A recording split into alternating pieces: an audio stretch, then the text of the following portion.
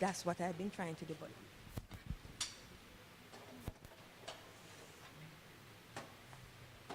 yes, thank you so much for standing. Thank you so much for being here. And at this point, I'm going to ask you all to give yourselves a round of applause for being here. Thank you so much for coming out and supporting the 876 Get e-commerce summit. Oops.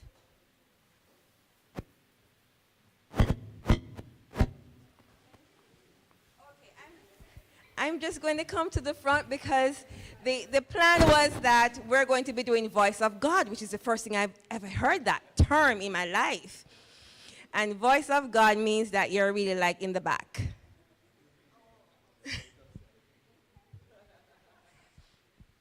So just to begin, once again, thank you everybody for coming out to the inaugural 876 Get Summit, e-commerce summit. I want to say thanks to Omar Fennell and his partner, France Weathers, for dreaming up this activity. And I also would love at this point just to welcome our partners, our sponsors, our speakers. And we are going to be starting with prayer before we get into anything else. So Mrs. Caroline Fennell, can you just make your way to the podium, please?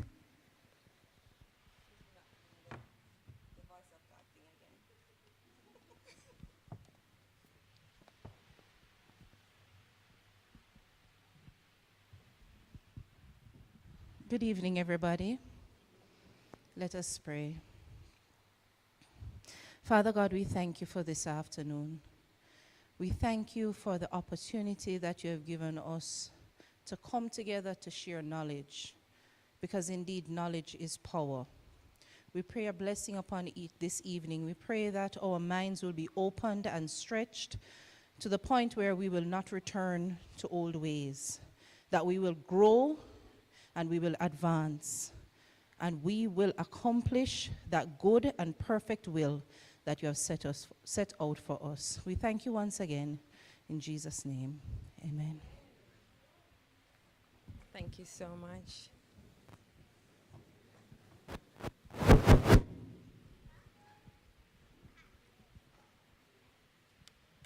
So some time ago, France Weathers and Omar Fennell dreamt up an idea that they want to actually take an e-commerce summit to Mandeville, Manchester. And there was some kind of noise in the space because there are persons who actually wanted the event or would have preferred for the event to be in Kingston. And there are those of us here in Mandeville, Manchester, who believe that Kingston is not Jamaica. And I'm so happy that they stuck to what they thought of in the very beginning and have made the event possible here in Mandeville. So what is this summit about? Why is it special? So as we know, 876 Get is in the space of providing delivery and other services using online platforms. So they thought they would share their journey, their challenge, their stories with other persons who are in the space who may think that doing a business e-commerce online is a little bit daunting. So the idea of this summit is pretty much to get players who are in the space to get together, to share their stories, and therefore encourage others to get in the game as well. Because we all know that e-commerce, online activity is the way of the future. There's no turning back, so might as well get on board now and do the best we can. So tonight's discussion is going to be around everything startup, e-commerce, the opportunities, the challenges, the payment gateways, investments, and other things like that. I want to just take this time to, because I may not be in front of you again, because you already see who is talking from the back. So I'm going to go back to the idea of doing the voice of God. So at this point, I'm going to ask the president of the Manchester Chamber of Commerce, Ms. Simone Johnson, to bring greetings.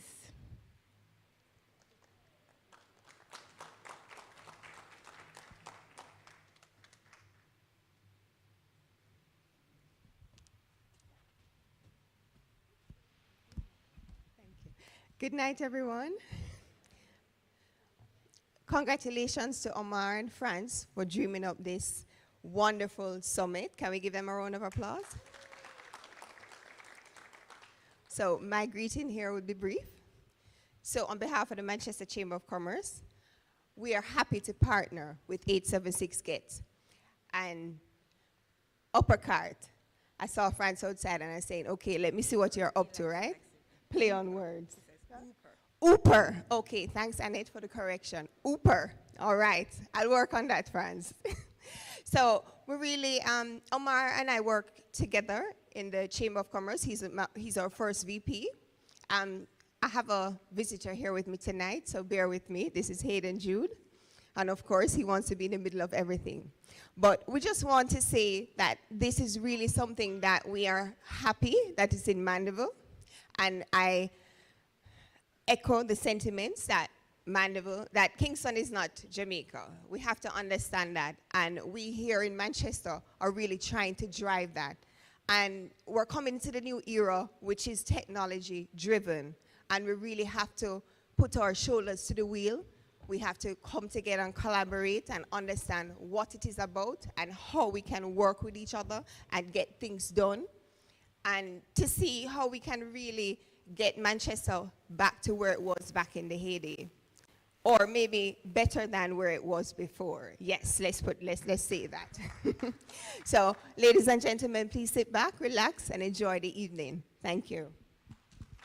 Thank you so much, Madam President, who is playing so many roles: mom, president, business owner. You know, the many caps. So thank you so much for making it here this evening, President Simone. We are going to be starting the presentations off, and as I said, I will not be back on the stage. I'm going to be asking, I think your presentation should be up. Omar, are we ready for her presentation? Okay. So at this point, we're going to be asking, and I'm going to be putting on a very big smile now because I used to refer to her first as Wendy Freckleton, but now we have to put the respect on her name. We now refer to her as Dr. Wendy Freckleton. Can you give her a round of applause for that, please? And she's also a former president of the Manchester Chamber of Commerce. She's really a powerhouse. So once that slide is ready, we're going to invite her to come up. She is a business development executive at Digify TV, and she's going to be talking to us on dynamic digital advertising with Digify TV. Thank you.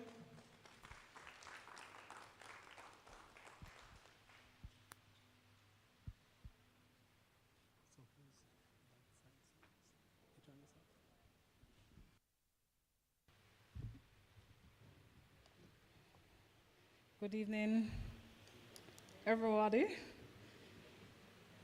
I didn't expect to come up. I didn't expect to be the first person to be here. But anyway, Omar do all kind of things sometimes, right? So of course, we have to big up Omar. Omar, big up yourself. Let's big him up, man, eh? Omar Fennell is one of those persons that I've watched in business since he came to Manchester quite a few years ago, for those who don't remember. He's not from Manchester, but we've adopted him, and now he has to get full citizenship because he's married to a Manchesterian, and he has sown seed and it's growing. So, it's by rights of marriage and fruits is fully, right? So big up yourself, Omar. Respect, you know. France, I met France this evening. You know, French is something nice, and yeah, right. So France, welcome to Mandeville. And you know, when you see young people in business, you have to really congratulate them for doing what they're doing I remember when I was young, and I was young again, eh? Kind of getting up there, right? Right, Vanessa, you're laughing at me. Kind of getting up there. When you start signing in certain brackets, you know you're getting there. So respect to France. We want to say, continue doing what you're doing. One day, others will notice. I see some persons, of course, Simone, president of the Manchester Chamber of Commerce. As Annette said, I once wore that hat, and it is not an easy task, I must tell you. Having served 3 terms back in my days, it is really very difficult. So I urge you to give the Manchester Chamber of Commerce your full support. I'll plug in a little bit for you, Simone. I know you have your awards banquet coming up in December, so Vanessa, if you haven't yet pledged the title sponsorship, we encourage you to just sign the letter tomorrow morning, right? So big up Vanessa for signing that. Yes, right? You can't back out now. Right, I see some good friends in the audience, and just want to welcome you, of course, to this summit. This is not an easy task, and this is something that Omar has been planning for quite some time. And if you think it's easy to put an event like this together, try it.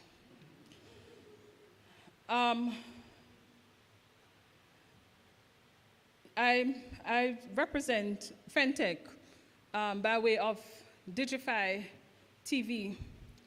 And Digify TV is something new. It's something that is exciting. It is something that is going to revolutionize the way people advertise. For those who know me and know of my past, I used to own the Manville Weekly newspaper, which we did for 20-odd years, for 25 years. And to keep a newspaper alive for 25 years, something that you're distributing free of cost, it's no easy feat, right? And Digify TV is one of those networks that is still advertising, but in a new and innovative way. I really don't associate myself with failure. So anything I associate myself with, it's something that is going to grow at a rapid rate. I came today from Kingston, as I spent 2 days in Kingston. I'm now the regional business development manager for Fosrich. So it is a new task. And for those who know me, would have known me more in marketing, more in advertising and all of those good things. But I decided to switch gear a little bit and look more on business development to see how we can help small businesses to reach their potential. Fosrich, not a small business, of course, but they're still fairly new to the stock market, but they're growing so rapid that they need somebody to manage this region. So you will see Digify TV in the Fosrich stores as well. If you look on the outside here at Gulfview, if you looked at it before you came in, you'll see Digify TV. So very soon, it's going to be in your face. You won't be able to get rid of it. So what it is, Digify TV, we call it DAN for short, so Digify TV Advertising Network.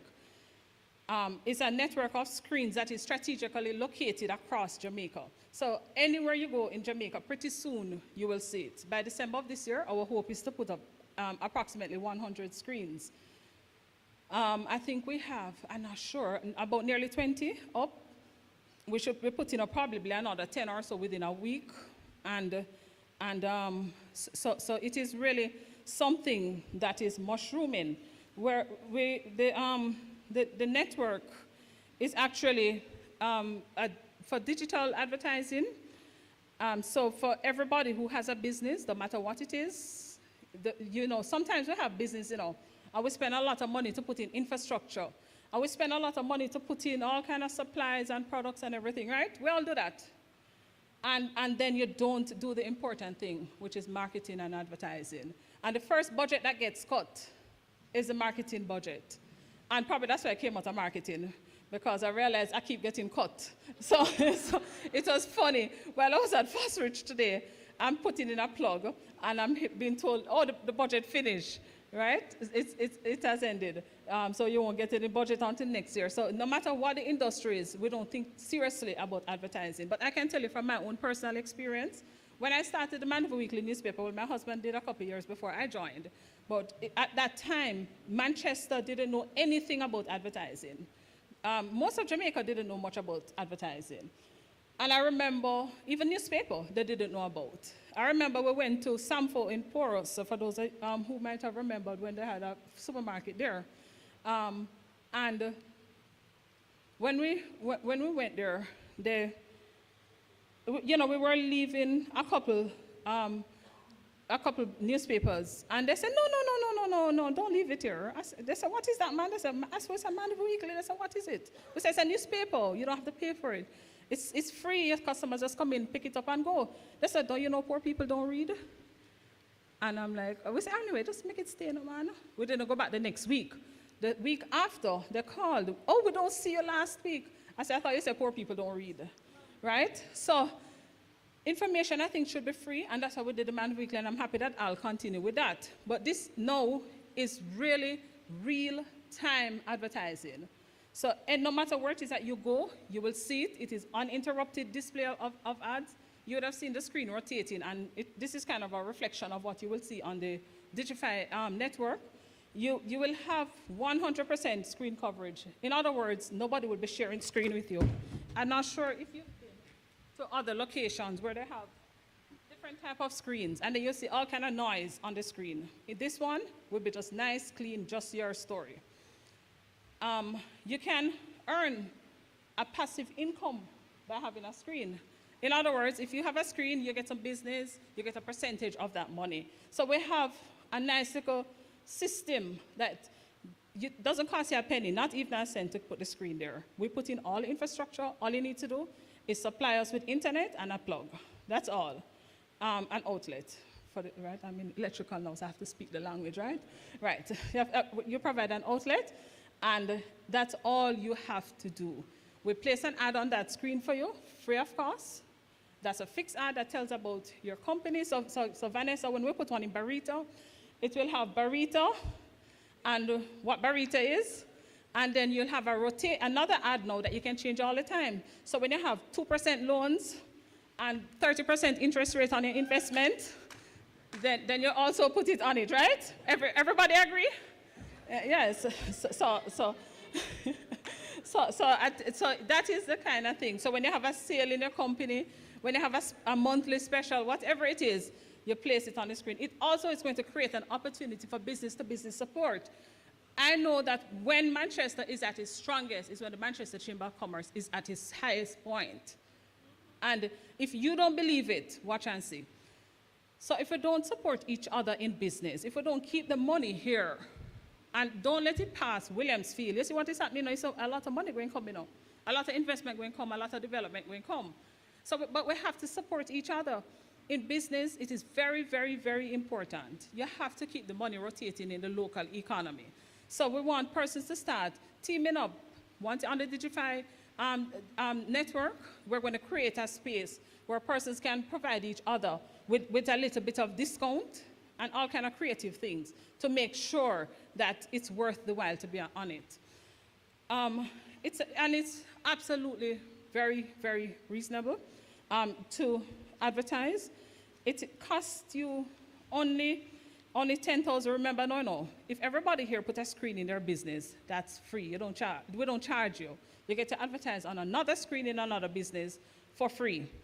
But once you want to advertise now on somebody else's screen, if you want to go on 2 or 3 screens, or the second screen will cost you $10,000. And if you're doing only up to 10, you'd have to pay $10,000 for each screen. I'm sure when you print a newspaper ad, which is not really even connecting with the target market, I'm not talking about Mandeville Weekly now, I'm not talking about the Observer either, right? Because I see my Observer friends over there. If I pick up the media, we're over there, right? Because remember the media fraternity. So I'm not talking about those newspapers. But sometimes when you advertise in static print, it doesn't reach your audience when you want it. So for instance, if something special is happening today and you want your customers to know now, in real time, how long it takes, Omar, to put it on? Probably 5 seconds? Or less than a minute, right? To put on. So you think of something, you have the flyer, you email it in, it's on. We should test him tonight. Anybody ever had? And then now, if you do more than 10 up to 30 screens, then it's only going to cost you $8,500 to advertise on each screen. You can't beat that price. And biggest concern is, but we don't know how to create an ad. Don't worry, Fentech have the solution too, right? So if you don't know how to design your ad, you don't have anybody to do it, you think about it, it's too much money. It's as low as $15,000 for a motion graphic. And if you want a full commercial, not the one that somebody jumps out of a helicopter and have parachutes, but a nice full commercial, it's only $80,000, right? And of course, if you need talent and all that, we'd have to charge a little bit more, depend on the talent. But we do include $15,000 for probably local talent and so on in that, right? And we do have some good local talent. I remember I tell you that we have to promote what we have. Whereas Digify TV, it is anywhere you go. Everybody have a business. Most people here have a business or work in a business. So it's in the business places that you go to while your customers wait, they can look on the screen. It is in pharmacies. It's already in a few pharmacies in Mandeville. It's in Gateway, Three Angels, Villa. It's in Villa Medical Center. And probably it's too much for me to name right now. We're going to be in supermarkets, and we're going to be in supermarkets all over the place. In the hotels, the restaurants, and the bars is on most of the hotels in Mandeville has it now. You're going to be seeing it in your restaurant, your favorite restaurant. So if you have a restaurant tonight and you want it tonight, you just tell me. It's a simple contract to sign, no cost to you, and we put it in by next week. Right, Omar? All right. And of course, you'll also see it in places like Western Union and other bill payment centers. So basically, we cater for all your advertising needs. It don't matter what you want. If you have a special that you want to promote, you call us. If you have general business content, you call us. If you have a party, I know a lot of you put in on Christmas party and customer appreciation day, you want your customers to know about it, right? You can send in an ad. So you don't have to host a screen in order to advertise on the network. Are you understanding? Right? So it doesn't matter. So you can still purchase ads even if you don't have the space for a screen. Your birthday parties, whatever it is, anniversary, I know some people like to make those things a little public, whatever it is that you have, your company anniversary and so on. We have the solution for you. It doesn't matter what it is that you want. All of these screens can be available for you when you have your special events at your own location, and you don't really want to pay for a big banner. You just want something that is showing your customers what is going on. So you can get screens.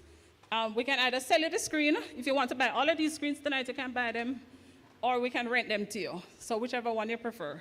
You want to buy one, Simone? You buy the first one. We also will have digital menu boards, so you have a restaurant instead of, how much times you go to the restaurant and you see the little bad handwriting? I'm sorry, I don't write too good either. But sometimes you go in the restaurant and you say, I can't write a little better. Not true.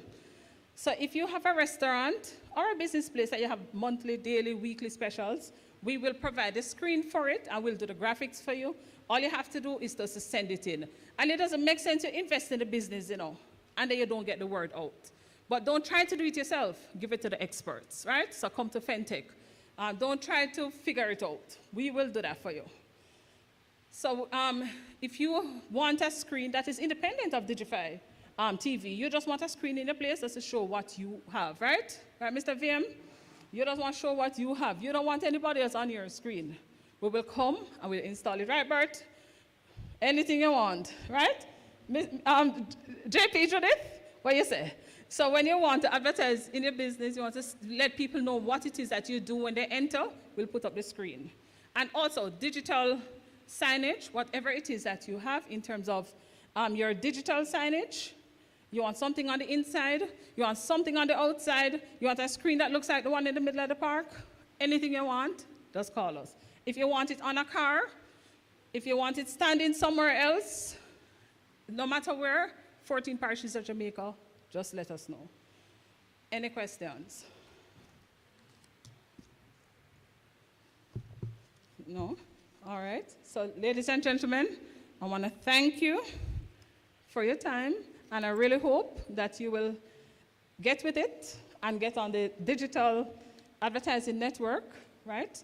And it's called Digify. Very easy to remember. Let me hear everybody say Digify.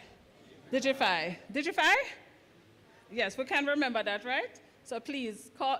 As I said, I'm here. Just let me know. I would have known most people. Would I have most of your contact? So you just have to. If I don't know you, if I don't know your contact, just scribble your email on a paper, and you'll get your contract by the time you reach home. All right? Thank you.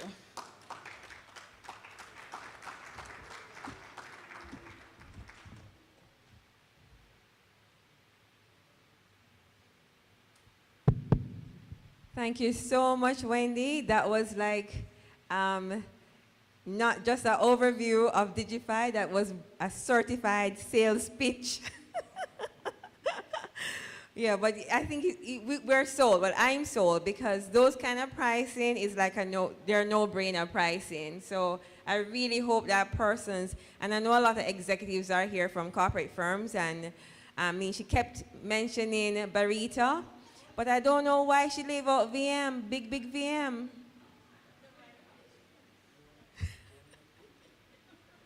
Yes. So thank you so very much for informing us about that, Wendy.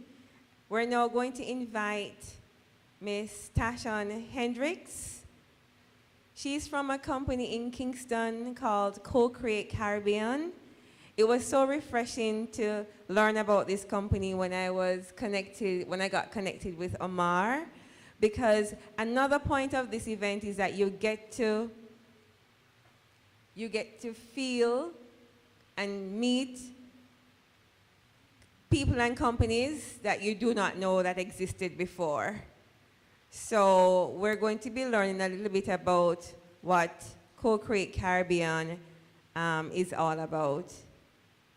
And while we give her a little time to get her information on, I just want to take the opportunity to say thanks to all of our speakers for coming out tonight to participate, especially those persons who have traveled all the way down from Kingston to be with us. I want to say good evening to Dwight Jackson. He's the AVP for Capital Markets at VM Wealth Management. And also, as Tashawn, he's going to be going up now. There are 2 apologies, I think. 2 persons who are not going to be making it on tonight, and that is Rashidi. Rashidi is from Gift Me. He's not feeling well. And also the speaker from NCU group, they're doing a project. He's also not well, and he will not be joining us this evening. So let us just welcome Ms. Tashawn Hendricks. She is the co-founder of a beautiful company called Co-Create Caribbean. Hi, thank you, Annette. You guys hearing me clearly? Okay, great. So good evening. I am Tashawn Hendricks. I am the founder and the managing director of Co-Create Caribbean. So let me tell you a little bit about Co-Create before we get started. Co-Create is your ultimate partner for transformational creativity. That's what we believe, that's what we live and breathe. We're a collective of business professionals as well as creative practitioners, and together we come together we help brands and companies launch products, brands, ideas. We help them to bring them to life. And we do this because our ultimate goal is to bridge the gap between our Caribbean brands and the diaspora and the global market. So we just want you to connect to more. We have a wealth of services, but our primary sectors are brand strategy, investor relations, creative development, and content production. So here are some of the brands that we support. Dwight is here from VM. So funny story, we actually did the brand transformation strategy for the VM campaign last year, and it was just a really great project, and VM, we still work with them, and they're one of our favorite clients, sorry. So we work with a host of other brands in an ongoing way. We work with startups, we work with older brands, we work with legacy brands that are trying to transform, we work with just people who are ready to start a business, but they don't know where to go. So I'm here to talk to you about building strong brands that attract funding, right? So that's what Franz asked me to talk about, because a lot of people here are looking to raise capital. So when you're building a strong brand, where do you start? You start with your brand story. As simple as it is, your story, your brand story, is crucial. That's your North Star for every piece of communication that you'll ever do. It must be consistent with the story that you want to communicate. And that story is what helps you to connect to consumers. And ultimately, that converts the interest of your consumers into actual sales. So, how do you create your authentic, unique, and ownable story? Like, what is it? Do you guys know what your stories are? Founders? Okay, think about that one tonight before bed. So we often focus on consumers, but we do have the opportunity to tell bigger stories, not just buy this product because it will transform your life. We can tell stories that attract not just consumers, we can attract potential investors, we can attract potential board members, because board members consume your brand in a way. And your investors can be as simple as your auntie who have a little money, or your cousin who you grew up with who just believes in you. And it can even be a venture capitalist. So you have to think about the different levels of investors and what you're trying to attract and what kind of funding you're trying to raise. So beyond the brand experience, these people care about something. They care about your strategy oversight. They care about your leadership of your company, your financial performance. They want to know if you have a board and who's on your board. They want to know how you're compensating people. Like, what are you doing with the money? And they even care about your environmental, social, and governance factors. So what is your ESG strategy? And a very important one that we sometimes overlook is risk management. People care about that. And you might say, well, she gone into business development and investor relations, but that's all. Those are things that eventually come back to your brand, because it's how those people will experience your brand, and they become your advocates. When they go into a room, your investors, your board members, they tell a story, or they tell your story for you. So more seasoned investors, they want to see a clear and effective structure. So sometimes, you know, we have a company and they just raised a little capital. They're probably preparing to do an IPO, and they say, okay, I'm gonna go to VM or Barrett or wherever. But they don't recognize that those people are looking for structure. To make VM's job easier, there are certain things that you need to do with your brand before they can take you on. And if they take you on without it, it's such a headache for them. Right? Okay. So sometimes that's a deterrent. So the problem is that most founders, they don't see structure as fundamental. You kind of just want to create the business, and you want to think about how you're going to get some money in. You're thinking, strong financials is what I need to show VM or Barrett or wherever. I need to show them that I can make money. That's what I need to show them. I need to ensure that my visibility is there and that I'm scaling the company.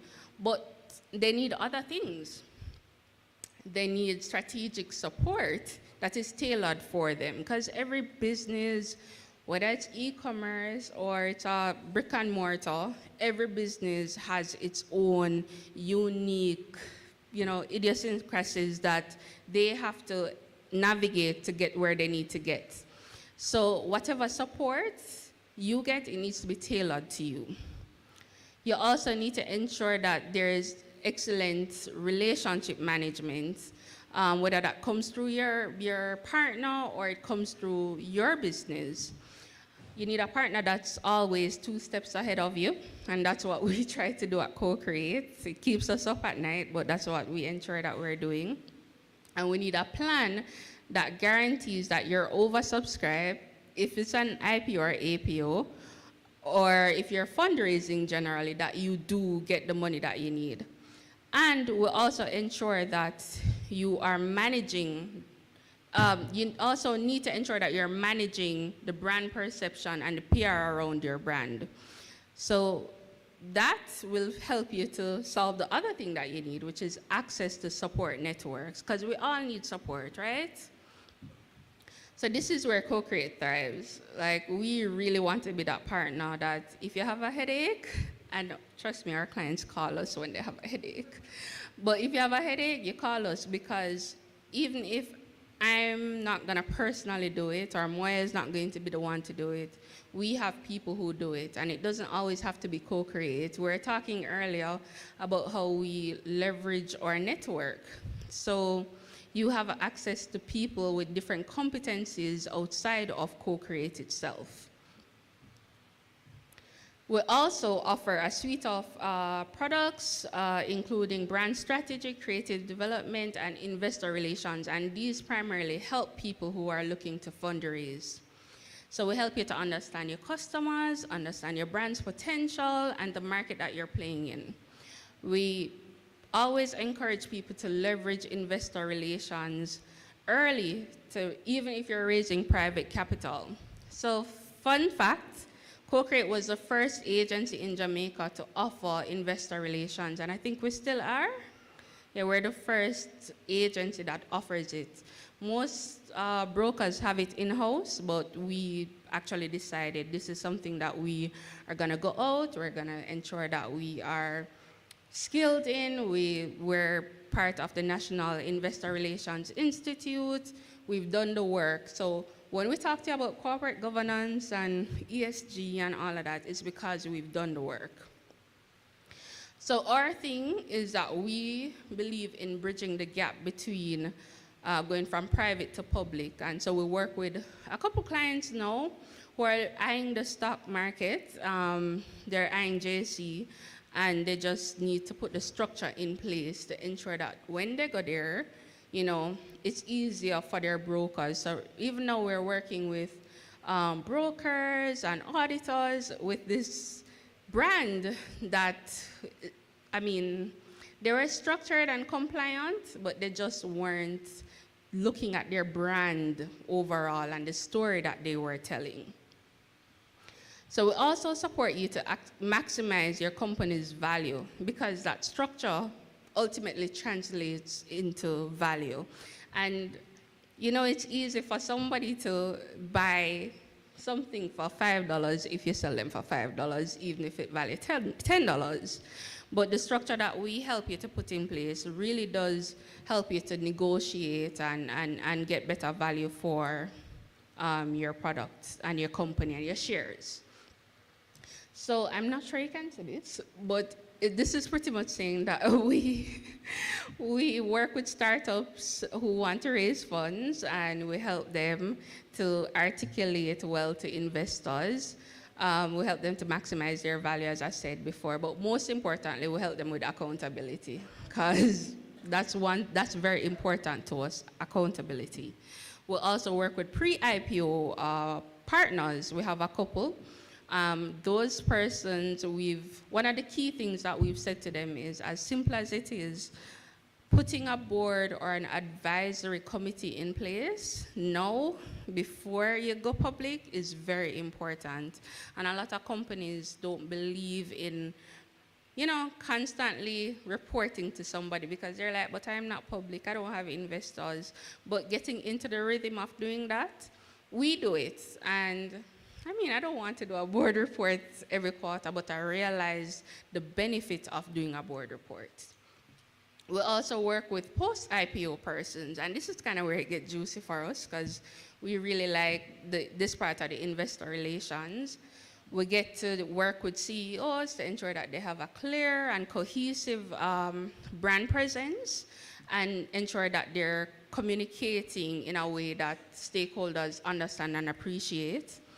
We support on earnings calls and investor briefings. We support them in terms of their quarterly financials presentations, construction of the MD&A, segment reporting, developing their corporate strategy, disclosures. That's the fun part for us. So, I've been talking. But the key takeaways are, you must translate that brand story that you have, that you're going to think about tonight if you don't have, your finances, your plans, and your projections, you must translate them for your investors. You must ensure that you have a structure, because investors are looking for structure. They're not just looking for the story. The story has to actually translate into action. And an easy way to do this is to just be compliant. Pay your taxes, do your reports, file the things that you need to file. If depending on the nature of your business, there are different things or regulations that will apply to you. Just ensure that you're aware of those and do them. But it's never too early to start and to be compliant. So, when it comes to fundraising, it's all about storytelling, telling a strong, authentic story about your company's future. So, let us help you tell your financial story. All right.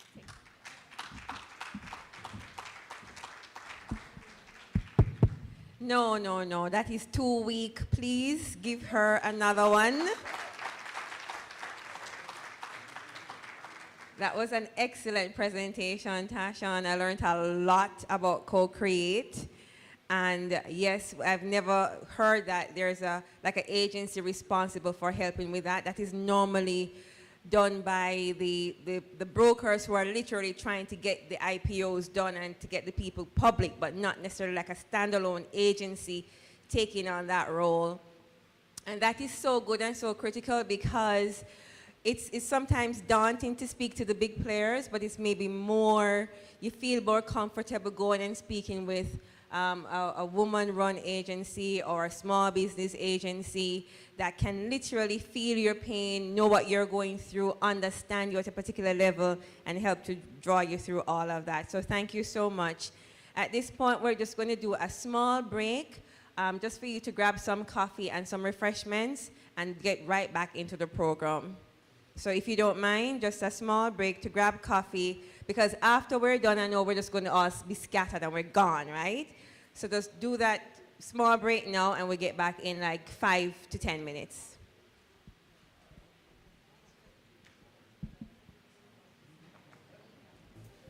And of course, this is an opportunity you get to go meet Tasha and ask her more questions, you know, and just mingle with those persons who have told their stories already or who have introduced their companies already.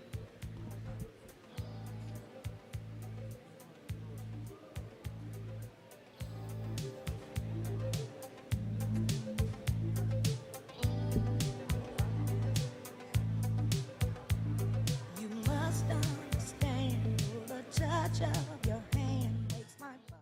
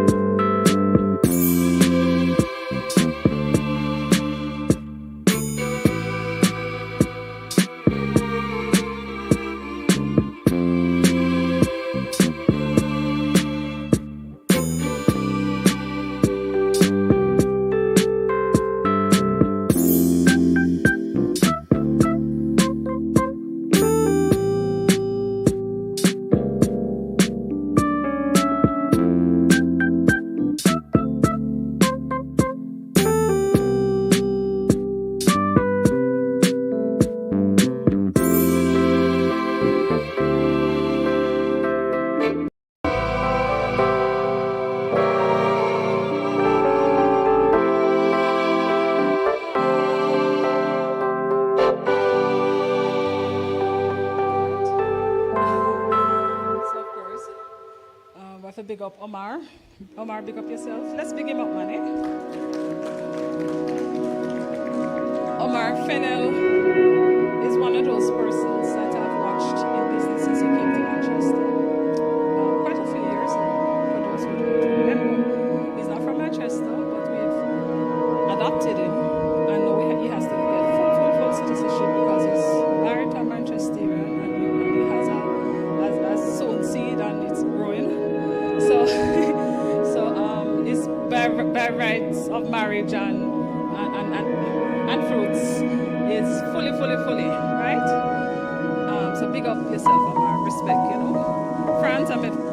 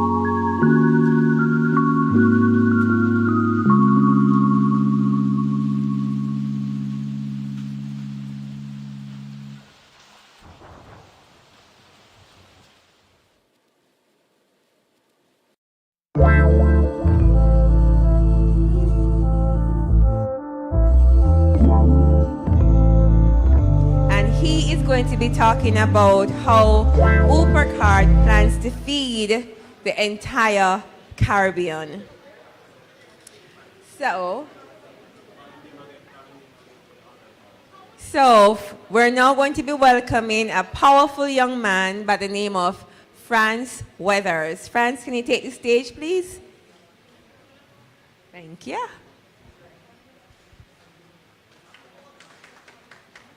Round of applause for France, please. Remember, he's going to be feeding the Caribbean.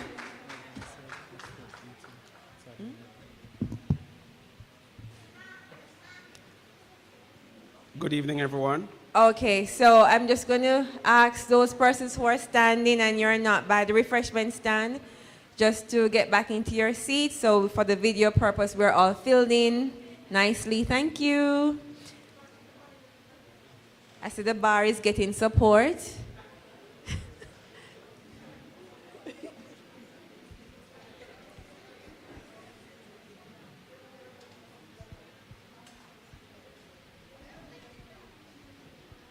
Okay, so France, over to you when you're ready. Good evening, everyone. So I'm Franz, founder of Upercard. Also, you could say, you could also say co-founder of this event. I want to thank you all for coming, first and foremost. Special thanks to our sponsors, special thanks to VM, and everyone who showed up. So a little bit about me. I was born in Mandeville, grew up between Mandeville and St. Elizabeth. And fast forward to 2011, I spent time in the BPO industry, call centers, working for one of the largest e-commerce companies on the planet. So that's where I call the e-commerce bug. Because I think e-commerce is just such a powerful tool to decentralize wealth. You know, you put a buy button on the internet and people in Japan can be buying from you, right? So I got the bug there, and fast forward to now, I want to tell you a little bit more about what I'm working on with Upercard. So Upercard is an online grocery store. The name was initially Upermarket, as in supermarket, but upermarket.com was actually not available. So we went with Upercart. Essentially what it is we connect delivery services with grocery stores, and this allows us to list, sell, and deliver groceries in 1 hour or less. The goal is to be doing that across the Caribbean, starting in Jamaica. So what I'm going to take you through is how I came up with it, from where it was to where it is now to where we're going. So I'm calling this presentation From Idea to Exit. So first step, ideation. Where did it come from? Of course, a year ago in the pandemic, just like everyone else, I was trapped at home. Ordering groceries for me was hard because the first businesses I started interacting with were actually WhatsApp-based delivery businesses. And to order meals on a WhatsApp-based delivery business is easy, but ordering groceries is hard. So that was the first thing that triggered, like, everybody was like, you know, I'm one of them. We should, you know, solve this problem. But as e-commerce rose, other things were rising, like inflation, like the price of food. A lot of other people were out of jobs because, you know, the pandemic closed a lot of industries. And of course, the war in Europe made prices go even higher. So the whole point was, I'm going to create a website to sell things that people can't afford. So how do we solve that problem first? How do we get groceries to people's doors for little or nothing? So because of course, all of what I just explained, this is what happened. These two reports are recent. Over 2 million Jamaicans can't afford healthy food. And across the region, you know, even far more people are going hungry. And these figures almost doubled since the pandemic, since the war. A lot of people who are poor, they're now at the bottom. A lot of people who are just on the line have slipped below. So because people were stuck at home, we started to see a lot of People were stuck at home, and a lot of people started to use the internet in creative ways. The number one problem people faced, of course, in the pandemic was not just lack of delivery, but just the same thing you're looking at now. So what I noticed was people were finding creative ways to monetize their creativity and themselves online. One of the things I noticed was TikTok. One good example was there was a chef that was cooking on live, and people were actually saying, you should cook this meal. And he's like, if you send me money, I'll cook it. And people were actually giving him those things you're looking at there, because on TikTok, when you buy these things, you send it to somebody live, you'll see it going, on their live. TikTok converts that to money. Another thing I saw was GoFundMe. This post is actually from yesterday. There were actually people on GoFundMe trying to raise money for groceries.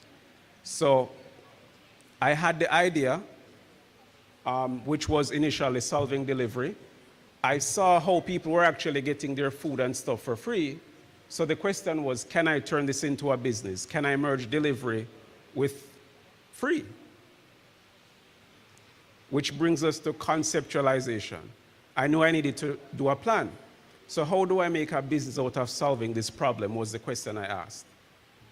The answer is planning. Whenever I have an idea, I create a pitch deck. Pitch deck is like a business plan because it forces you to answer certain questions, like what problem are you solving? What's the actual solution? Who are your competitors? And the biggest one everybody likes to hear is, what's the size of the market? So I learned that by 2025, and these are figures by Statista, 1.2 million people will be using the internet. Sorry, will be buying stuff online in Jamaica. That's just e-commerce figures. The second figure shows that Jamaicans will be spending 1.1 billion US online. And a big part of that is grocery, which is the second largest category. The largest category is actually fashion. So that second row there meant that people were locally buying online. So this would support my business. The first part of the idea, delivery. What segment of the market would support altruism, which is giving? And of course, the first target is remittance. Last year, 3.4 billion US came into Jamaica. In remittances, 70% of it was spent on the things we sell, grocery, food, and personal care. So I had an idea. I conceptualized it in the form of a pitch deck, so it made sense, but now I needed a team. So who do I need to help me in creating a working model and beyond? That's the question I asked myself then, staring at the pitch deck. Builders and partners, software engineers, retail and delivery partners. This is just a snapshot of how the team will look. Some of these roles have already been filled. Of course, we're still filling some of these. Revenue is a highly data-driven role, data analytics, software. We have no board as yet. Of course, you see me right there, founder. So I started to organize a team. I looked at my immediate network first to see who I could hire, who would be interested. Of course, when it comes to partnerships, one of the big partnerships is Mr. Omar Fennell. He was 2 years ahead of me.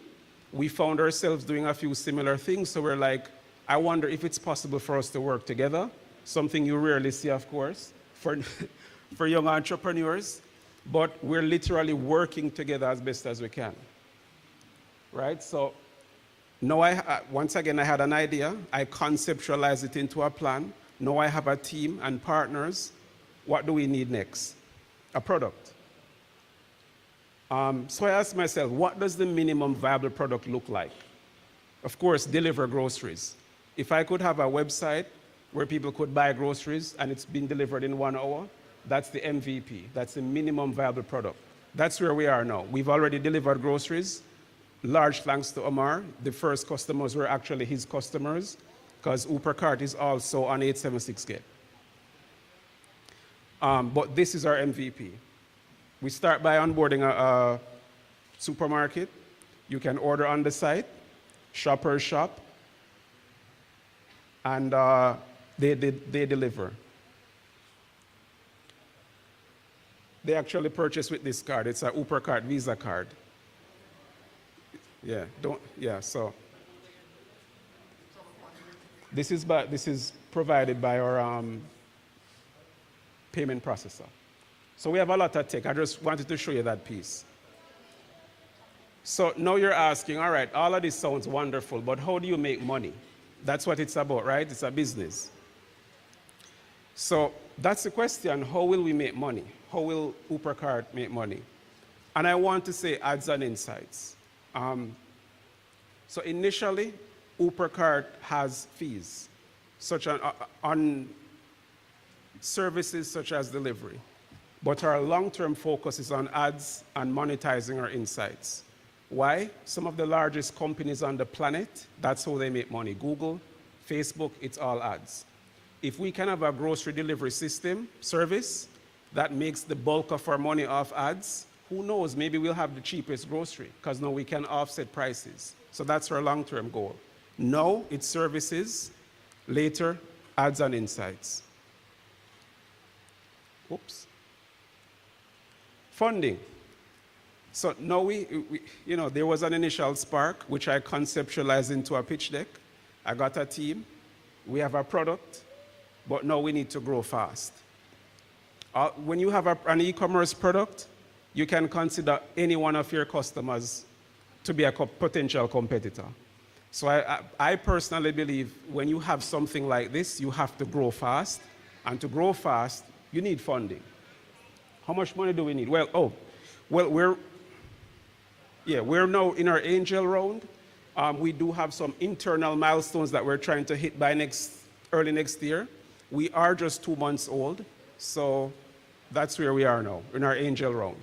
And the angel round is usually the first round where family and friends are taking a bet, because we can't yet go to VM because we don't have the financial traction. They're just going to laugh at us, right? No? No, I'm kidding. But we're working very closely with VM. They're great people. And, Rez, he said the same thing. He's like, look, you need to get some traction and come back. So the angel round is really family and friends, people that have known you forever, and they know you're not just going to take their money and run, right? So that's where we are now. Scale. Where do you plan to scale? Starting in Jamaica with key partnerships. So there is one big partnership we're working on now. I cold emailed one of Jamaica's most successful CEOs. About 4 of his executives contacted me, and now we're operationalizing a partnership with them. And Learn, Grow, Invest, that's probably the first place we're going to announce it when the ink is dry. So, and we're speaking to another big retailer. And essentially we're in talks now, or we've gotten a yes from retailers in 6 Caribbean countries. And it's I can't say who, but it's really not a lot of retailers. It's just a shortcut you can, in terms of scaling. So that's where we are now. We're starting in Jamaica, but by early next year, by the first quarter, we will be in another country. We are a software-only business, and that's how we plan to scale. There's, I think, 2 more. Oh, this is the last one, exit. So just to recap again, idea was sparked.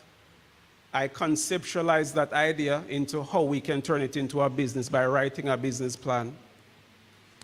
Realized that I needed a team. Of course, that concept as a pitch deck, that's what you pitch to a team.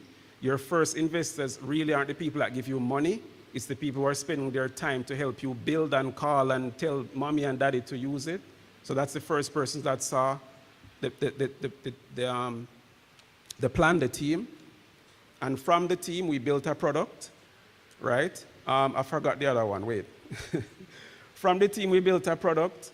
And then from the product, we have revenue, which we do have. Then we're accessing funding currently. Then we're looking to scale further in early September. Early next year is when we want to do our seed round to properly scale across the region. But we want to be in one other country before we officially raise funds. Because right now we're cute, it's nice. But if we tell you we're shipping groceries in 2 countries, under a year since we launched, that's pretty impressive.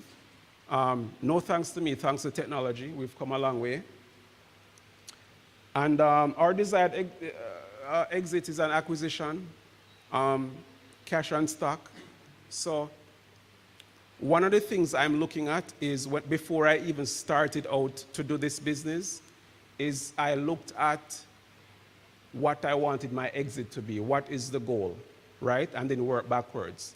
So I started looking at which company would buy us. I looked at them head and toe.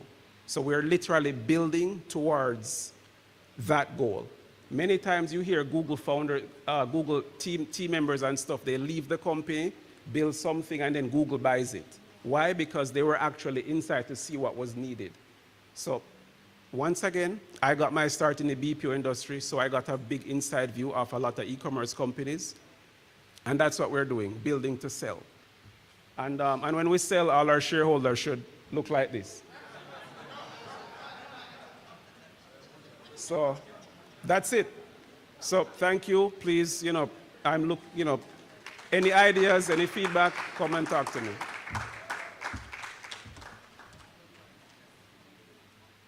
And 1 second, Fran. Any questions for Franz before he goes? Anybody who is curious want to just learn a little bit more? Do you have an idea that you need to just go through the same process? Anybody? I can take the mic to you. Is there anything else like this in the Caribbean? Yeah. Yes, they're all over the place, I would say, but there's no central one. As in, there's no central site you can go on in St. Vincent or Guyana or Jamaica and get 1 hour grocery delivery. So we may be the first intra-regional 1 hour delivery grocery service. So this means you will be recruiting shoppers as well, going to the supermarket and pick up the groceries for delivery? Yes, so yes, across the region we'll be recruiting that, but Omar and I are working on that piece because, he'll tell you more about his plans. I don't want to get into it. But yeah, that's a big part of it. Recruiting shoppers, drivers, and of course, retail partnerships and stuff like that. All right. Thank you. Any other question for Franz before he leaves the stage? No? Okay, thank you so much, Franz. That was an eye-opener. I can't wait to hear more from you.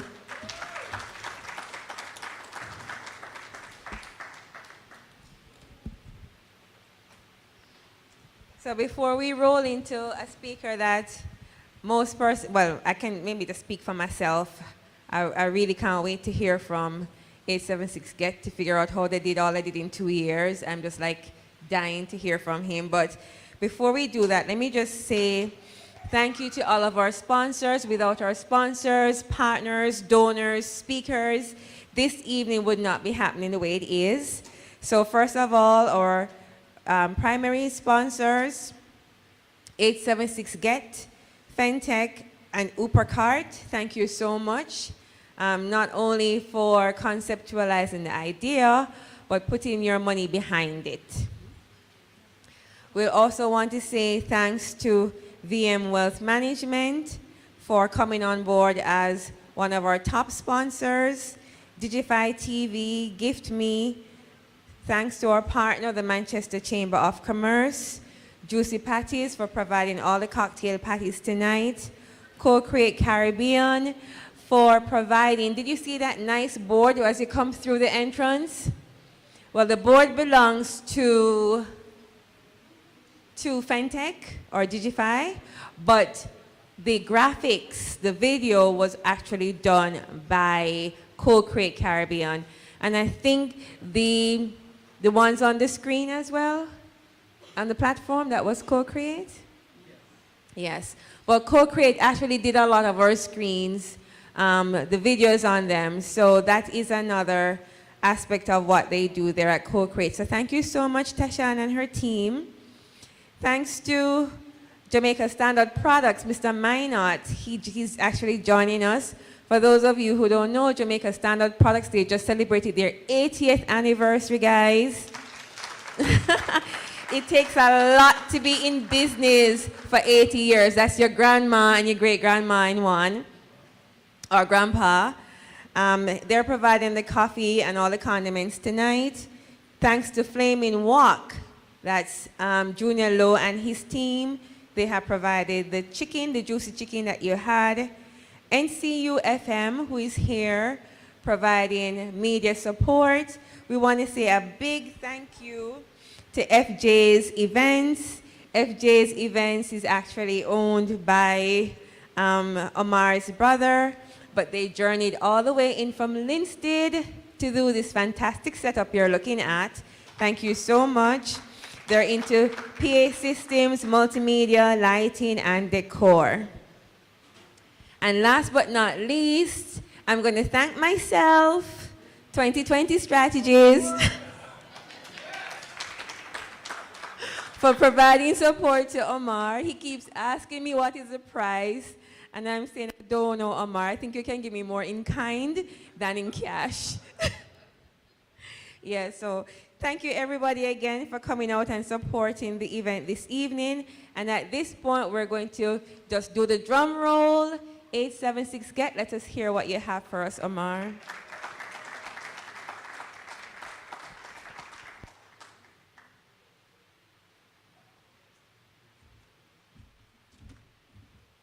Good evening, everyone.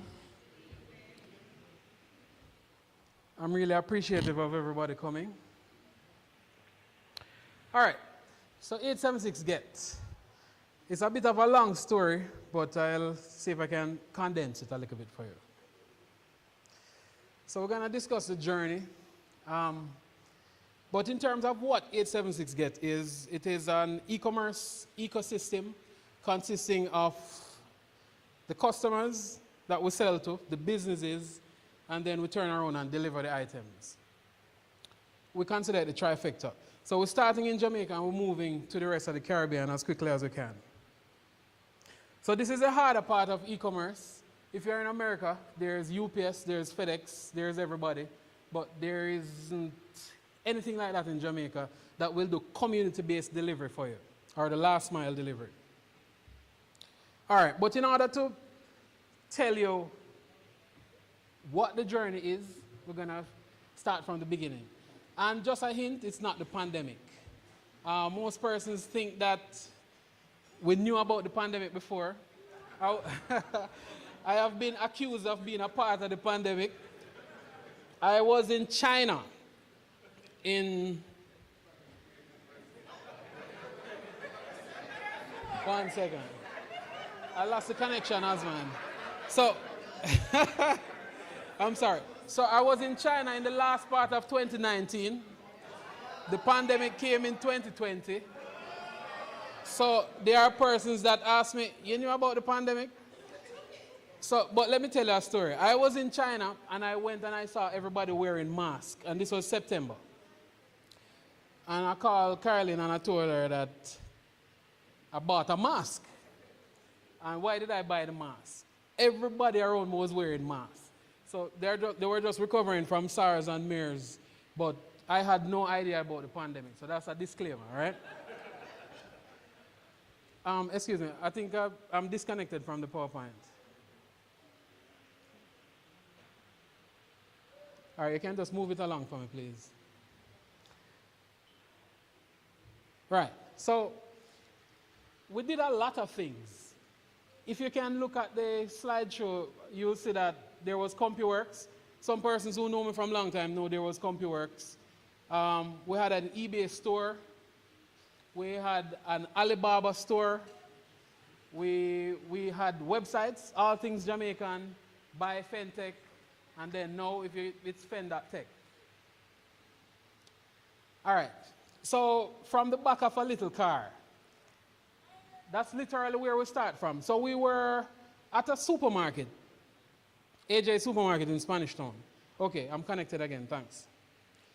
So after leaving high school, which is a long time ago, it feels like a long time ago, I was at a supermarket and I started printing some flyers and distributing, and we started delivering the items.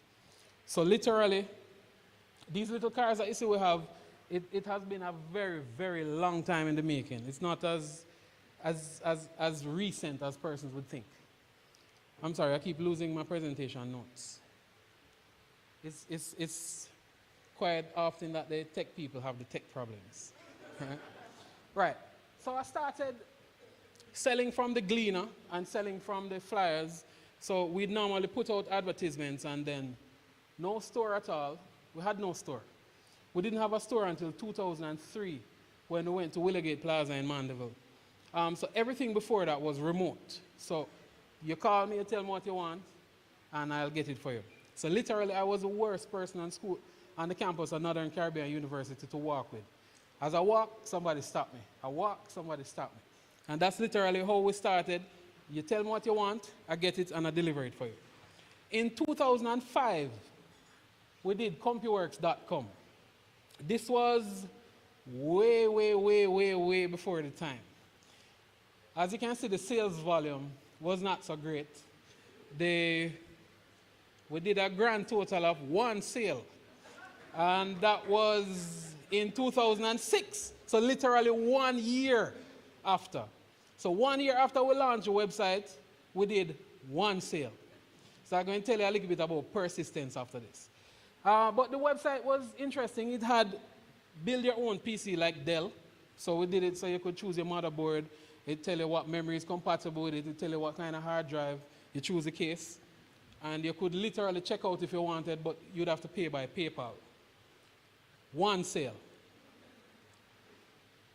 In 2005, we started sending overseas some Blue Mountain coffee. Mr. Jana is here. He's a part of the cycling club. I'm the president of the Manchester Cycling Club, Central Cycling. But before I knew Jana, I used to buy a lot of coffee and ship it to Japan, Germany, and a bunch of other places by just putting online that, listen, I have coffee. So Jamaica Standard product was just down the road. So when a sale come in, I just run down, buy the coffee, or they'll deliver it to the computer store. I remember one day somebody was delivering to the computer store and they're like, you sure it's the right place? And I'm like, it's the right place. So we used to buy the spices and stuff, put them online, and we'd sell them. And then, of course, we'd just go to the post office and deliver it. So everybody at the post office knew me because I'd usually turn up and I'd have a lot of packages, but that's afterwards.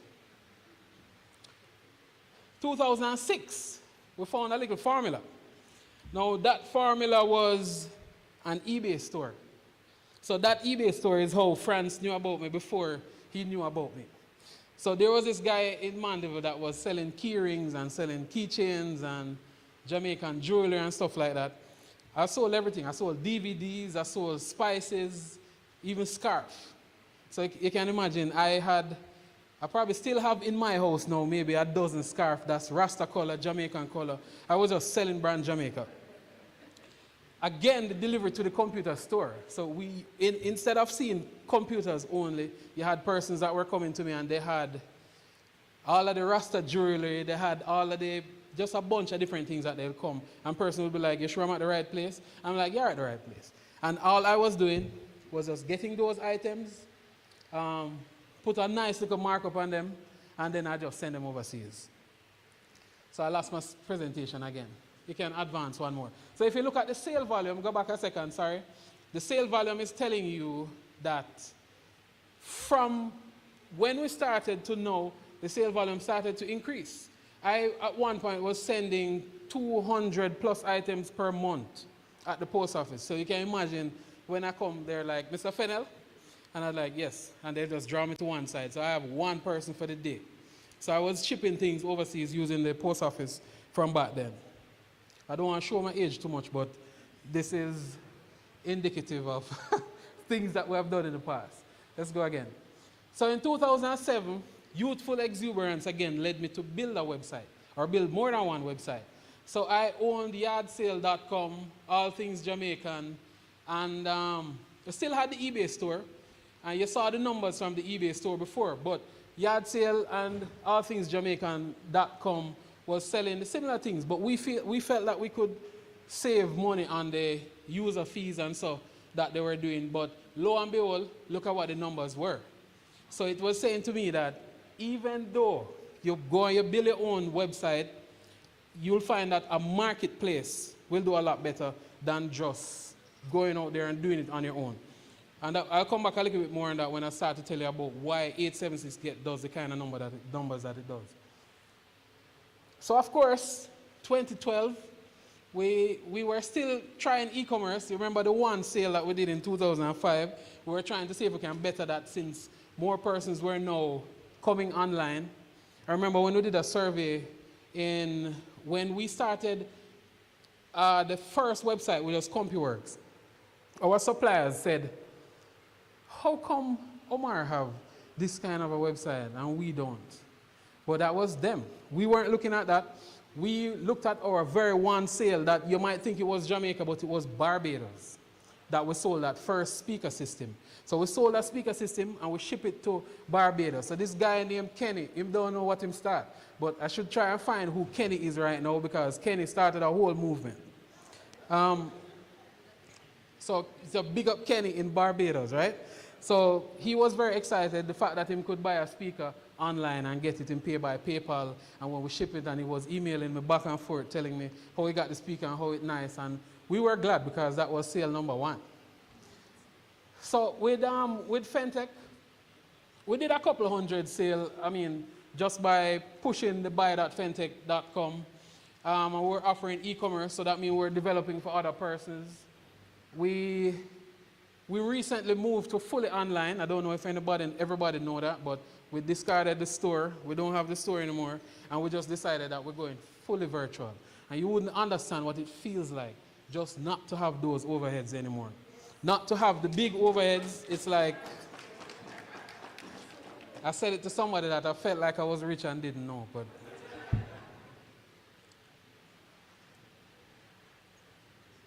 So forward to 2020. Now, this is the pandemic that I knew about. We had the pandemic, we had lockdowns. And there's a very important business that you're seeing in the middle. That's Mr. Junior Low and Flaming Wack. Let me tell you something. When we developed 876 Get, Junior said to me, Omar, I must be on this thing. Whatever you do, I've been trying to get good delivery. It's not there, but I must come on 876 Get. So most of the trials and most of the things that we did, Flaming Wack was a part of it. And they are also the sponsors for the food that you just had. So let's give a round of applause to Flaming Wack. I keep losing the notes. Sorry. All right. So forward 2021. This is where 876 Get started to become a real business. Now it started to look like, you can't ignore the numbers. We're moving from 16,000 in that formative stage to going over into 2021 where we started becoming a part of ends. So as a result of 876 Get, the government they were able to do ends in St. James and St. Anne. We focused on the country area and Mandeville. So everybody was in Kingston, but now everybody started to scurry and try to reach the other areas. But our strategy was that we're going to start from home and we're going to build something that we know is secure. So when we come to Kingston, I spoke to somebody from Mothers, the marketing manager, and I said to him that, listen, our strategy, we're going to start in Mandeville, and then we're going to move, and by the time we're ready to go to Kingston, everybody know you. And he stopped me and said, so Fennel, everybody already know you. And the reason is, when Burger King wants to go to Ocho Rios, there weren't any other players in Ocho Rios. 876 Get was the only company that Burger King, Starbucks, and a couple other businesses could say we have delivery in Ocho Rios and we have delivery in Montego Bay. Because of course 876 Get is operating in Mandeville, Ocho Rios, Montego Bay, Spanish Town, Linstead, and just because of what we are creating what we call delivery communities. So by a community, Mandeville by itself, you should be able to put something online, get it delivered without thinking about it. You should be able to deliver in Montego Bay, Ocho Rios, all the towns that we're in. And we're going to cover all of them. Literally all of them. So what we're doing now is us starting. And the gentleman said to me that, you can take your time and come to Mandeville, to Kingston. And I'm like, that's exactly what we're going to do. And I said to him that we're probably going to do Portland and Morant Bay and all of these people before we come to Kingston. Why is that the case? Because if we're doing deliveries for Burger King, Starbucks, and all these people around, when we come to Kingston, then they already know exactly who we are. So that's the strategy that we're using to grow. So in 2022, what we have now that is very interesting is that we now have businesses that exist only on 876 Get. They don't exist anywhere. So if you try to buy from them or you try to find out from somebody, where is this business? We tell people that we're in the metaverse. So that's what we tell persons when they ask us, where's Fentech? We're like, we're in the metaverse. So now we have one business that's an Indian store. And if you look at the packages, you'll see that they put on it, delivery partner 876 Get. So this is just a direction that we're going in, where we are going to have, they call them dark stores, they call them dark kitchen, they call them cloud store. But what we're going to do, we're going to have a bunch of businesses that will exist only on 876 Get. Meaning that you want to open a business, you don't need to think about it. We'll ensure that you have everything that you can, put your products online, get the delivery, get it to the customers. All right, so the challenges and opportunities. A lot happened, but I'm going to ask our Director of Operations, which is Ms. Carolyn Fennell, to tell you a little bit about the roller coaster that it has been. All right? It's gone again. I'm fine, thank you. Play. Good evening. Omar. He wants you beside me. Like, you know, that the pastor said, you must stay beside me. As Omar said, you know, this journey has had many hills, many valleys. As with any business starting out, especially in a sector that is not fully developed, there are a lot of lessons that we had to learn. We learned a lot of them the hard way. And we have not hid this information from anybody. We are willing to share with anybody the experiences that we have learned. The first major challenge that we had as a company was with payment gateways. A system like 876 Get does not just happen overnight. So the development, etc., started long before the pandemic. The pandemic pushed our hand to start a little quicker than we planned. On the day that we were supposed to start, the payment gateway that we had integrated went down. Can you imagine having an e-commerce business without a payment processor? It went down. So we had to push back our timeline and hoping that they would sort out themselves, and it just was not happening. And I said, you know what, we can't wait, we need to start. So we started doing the first set of transactions cash, and with a point-of-sale machine that we borrowed from another company. Fentech.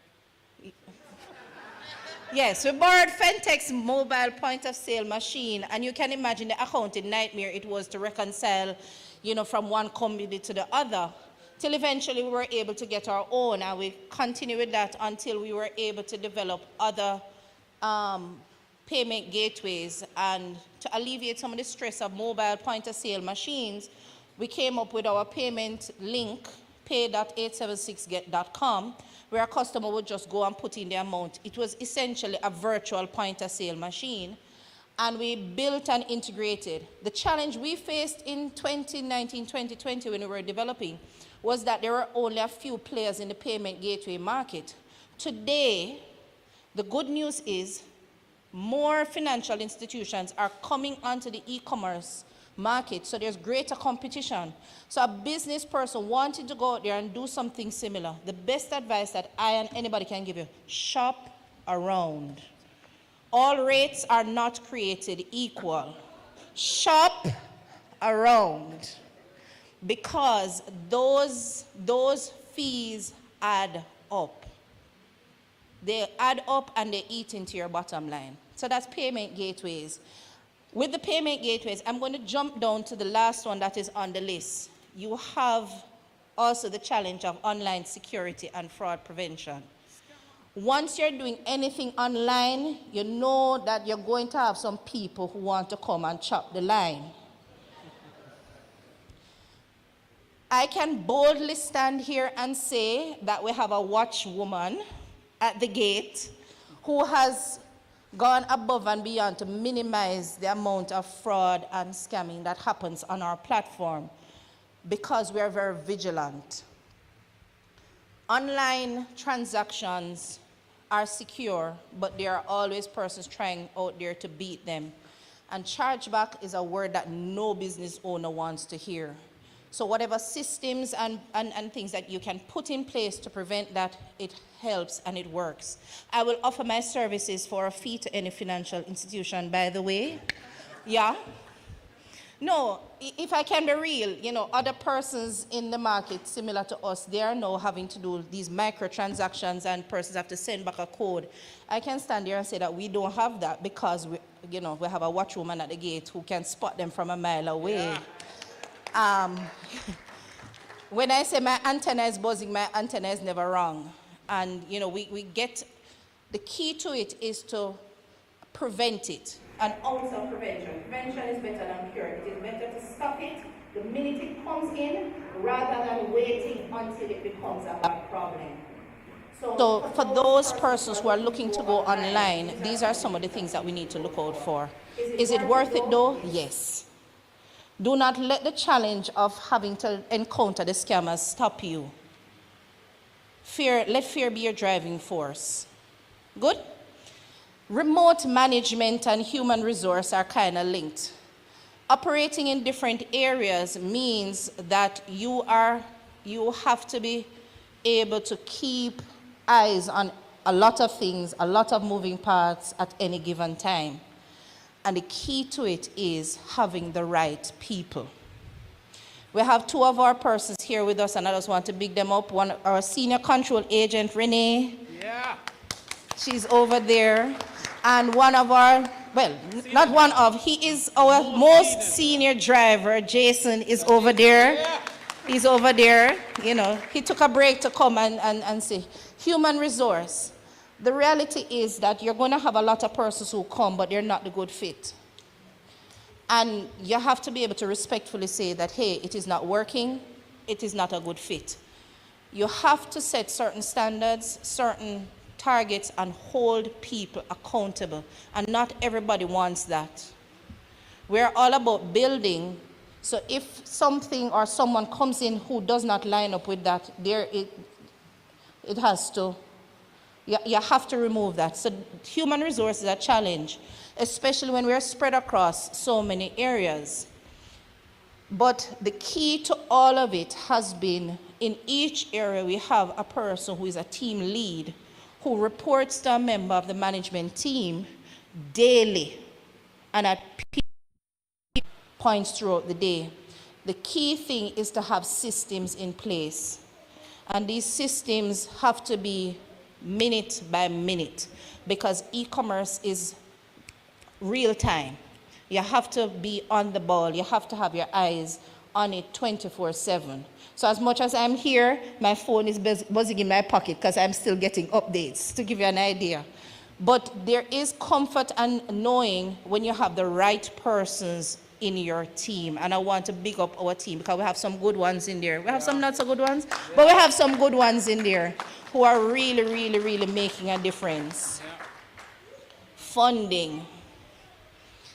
876 Get has got where it is 99% self-funded.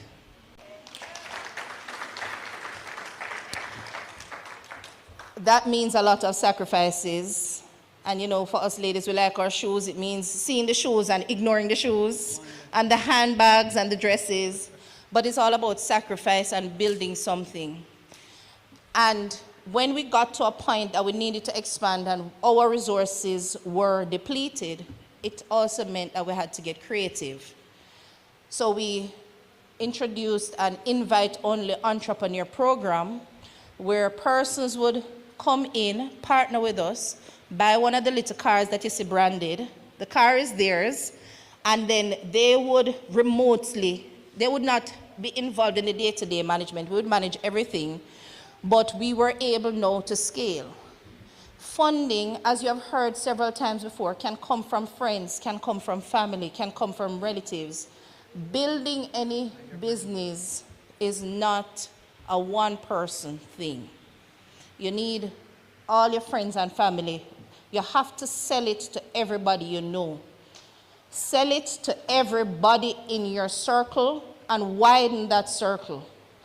So we started the entrepreneur program where we have now about five or six persons thereabout who have invested in the company by putting a car in there, and then each week they get a little change in their bank account and they smile and so on. But those are some of the creative ideas.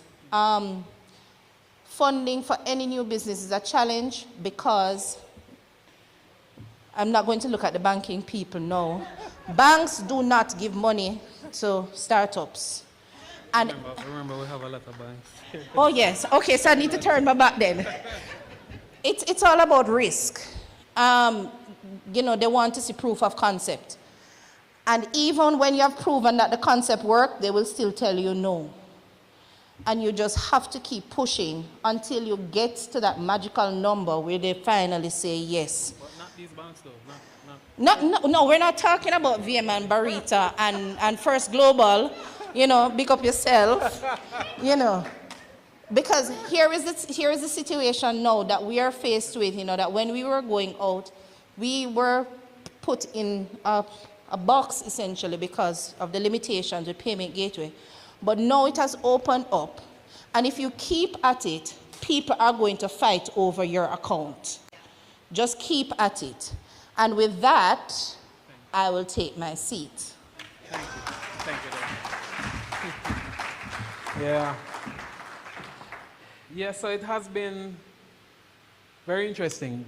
I remember the first time I went to the bank and I said, I'm going to open an account and we're going to do e-commerce transactions and we're going to do 2,000 to 3,000 transactions per month. And the guy laughed and he's like, why do you think you're going to do that amount when we have so many other bigger businesses that don't do that much? And I'm like, okay. And that was it. So he called me one day and he apologized. He said, I don't want it to sound anyway, but I didn't think you wouldn't. And I was like, no man, it's okay. It's the same response all the time. It's okay. Because we know what we're building probably doesn't exist. But that shouldn't stop you from doing it, right? It means you can forge your own way. And if the bank decide that they're not coming, don't stop. Just keep going. And that's what we have been doing. All right. So, sorry if I've been going a little bit ahead. Just a second. All right, so we ran through all of the numbers, we ran through the challenges and the opportunities. But what is required for a successful e-commerce implementation? How do you get started? So this might be a very important thing for most persons here. You need some sort of a web presence, whether that be an application or it's going to be a website or a marketplace, which 876get is. You're going to need a way to collect the funds that you're going to earn. That means it's going to be some sort of a payment gateway, whether it be PayPal or Stripe. And I have a long story about Stripe, but that's probably not for here. A way that you're going to accept deposit, which that's where the banks would come in, of course. And number 4 is particularly interesting and important to us because before there was really no good way to get delivery. The veins of delivery is not very good in Jamaica, where you'll find you have persons being able to move from here. We have Doorway Express, we have Tara and a couple other persons, Knoxwood do some things. But we believe that it can be a little bit better. And that's where 876get is going to come later on to give you the best delivery service, and I'll tell you a little bit more about what we're going to do where the future is concerned. Of course, you need advertising and promotion. Dr. Freckleton told you a little bit about another product that can get you on screens and get the word out there. And of course, number 6, persistence. Remember, we started out 1 sale after 1 year. I think we're probably doing a little bit better than that now, but persistence is that ingredient that is very, very necessary. That takes us to the future. What's going to happen for 876get? What's going to be that vein for delivery that I keep talking to you about.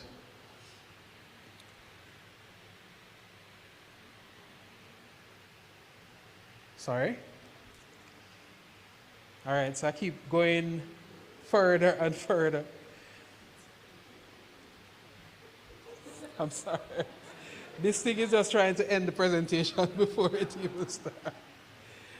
All right, so the 2.0 version of 876 Get is almost ready. We're not going to release it today per se, but there are a couple of features that it will have, which our customers have been asking for. So the wallet is literally, you can add $15,000 to your account, and then you can use it until it is done. You can use it for a number of things that we're going to be adding. The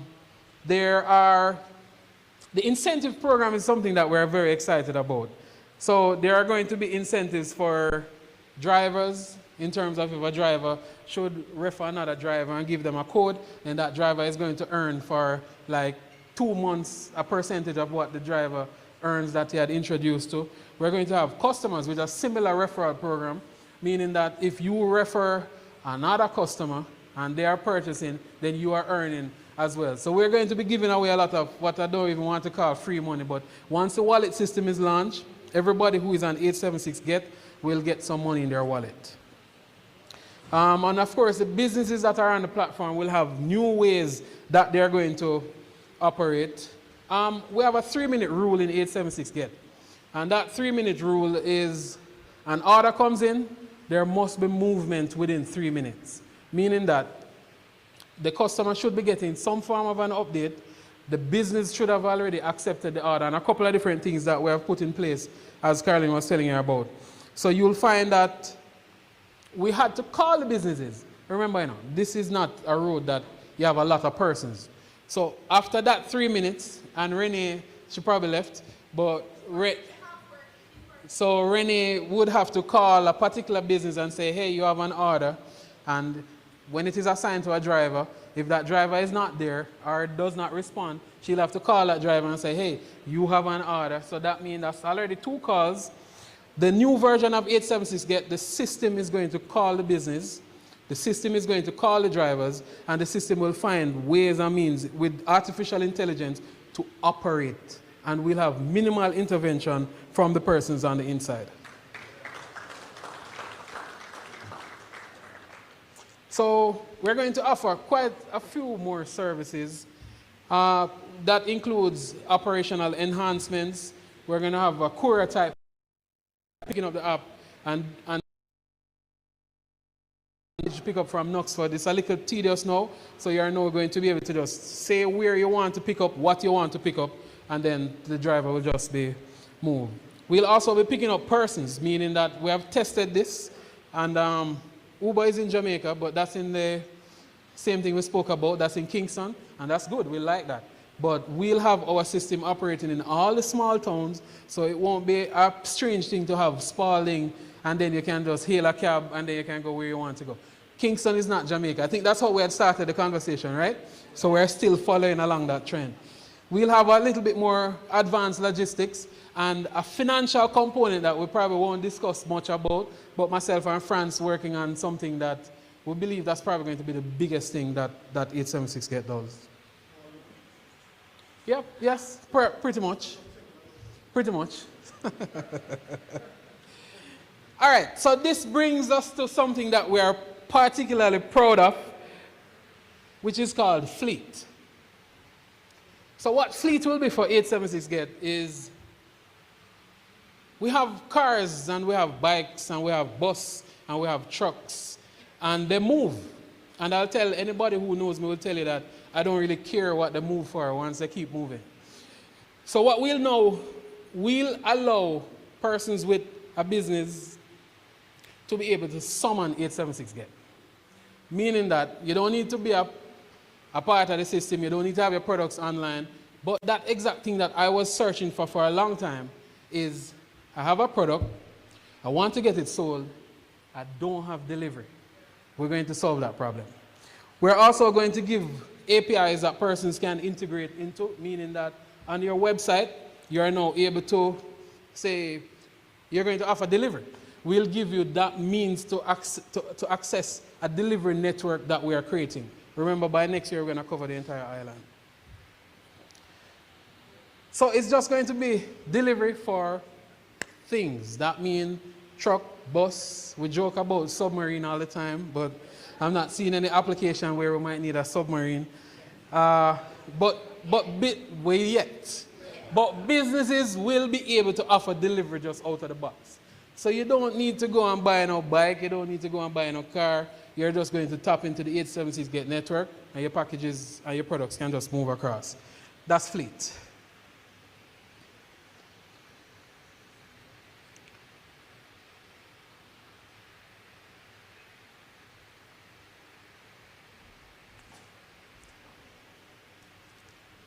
Can you go back for me a second? I'm sorry.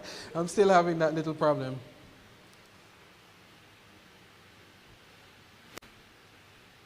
And that's early 2023, by the way. But there's so much more that we're going to offer. Literally the only way to follow up is just to stay tuned. But we're going to have lots of potential, lots of investment opportunities. And just keep in touch and you'll see the things that we're doing. Now, one of the main things, Carlin probably touched on it a little bit, is the major driving force behind 876 Get, and that's our people.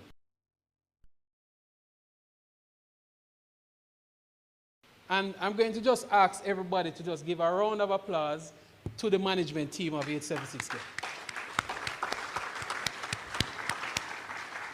And it might seem like we do a lot, but our management team is literally 4 persons.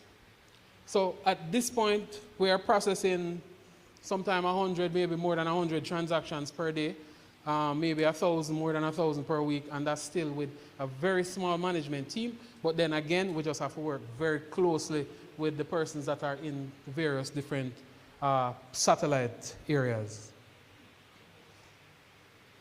So the management team is one, but then the customers, my word, the customers. We did not know that persons would gravitate towards 876 Get this much. But we are nothing but grateful for the over 70,000+ persons that use 876 Get. And sometimes it's a shocking number to us, and I can imagine to everybody else it would be that we have started in such a short period of time and we would have that many customers. Now the drivers, Jason was here, but I think he had left. But without the drivers and the control agents, then 876 Get would come to a grinding halt. Now I'll tell you a little story about that. I've spoken to a couple of persons. I've spoken to an investment house in the USA, and they said, we're not going to invest in you. You know why they said? Because we own cars. And I've spoken to many other persons before, just explaining to them why we have cars and why we're not just a software business. So I've made the analogy that what we have is like we're building the bridge that we want to cross. We want to get from this point to the next point, and we literally have to be building that bridge. In America, there's what they call the gig economy, which means that you'll have a man just leave work and him just sign on to Uber and him gone. In Jamaica, most persons see a 9 to 5 as the kind of job that they want to have. So because we don't have a fully developed gig economy, at least in the areas that we operate, then we have now had to resort to getting these little cars that you see all about the place and giving persons full-time jobs, and it has worked for us, especially for the marketing.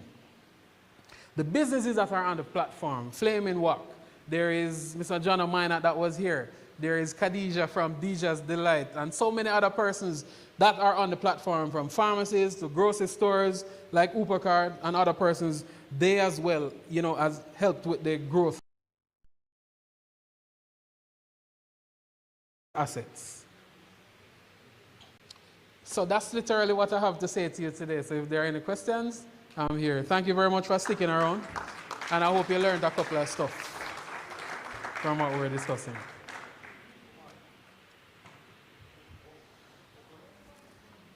You can come to the mic if you have a question. One of the hardest things that happened for us is that a day before we launched, my mother passed. And it's something that I've never been able to get over, but we had to do it. Some of the last words that my mom said to me was like, you must continue. And when we launched, it was one of the most difficult times of our life. Most difficult. Sorry, you can go ahead. Yes, I just want to commend you on what you're doing. Congratulations, sir. And give you another round of applause for that. Thank you very much, sir. Thank you, thank you, thank you. So, Omar, it's a funny situation. So my daughter came from the US. She was spending some time with me last year. So she went online, didn't know she know about 876 get. I didn't know she know about the 876 get. So she went online and bought some KFC. And it delivered at the house and we paid for it. So I said to her, how do you know about this? She said she found out about it in the US. So I said, interested. I said, it's not expensive to bring the thing up here. I said, Daddy, let's work it out. She sat me down and said, Daddy, look at it this way. You're going to jump in the pickup. You're going to drive the KFC. You're going to see some friends and talk. Come back up with the chicken cold.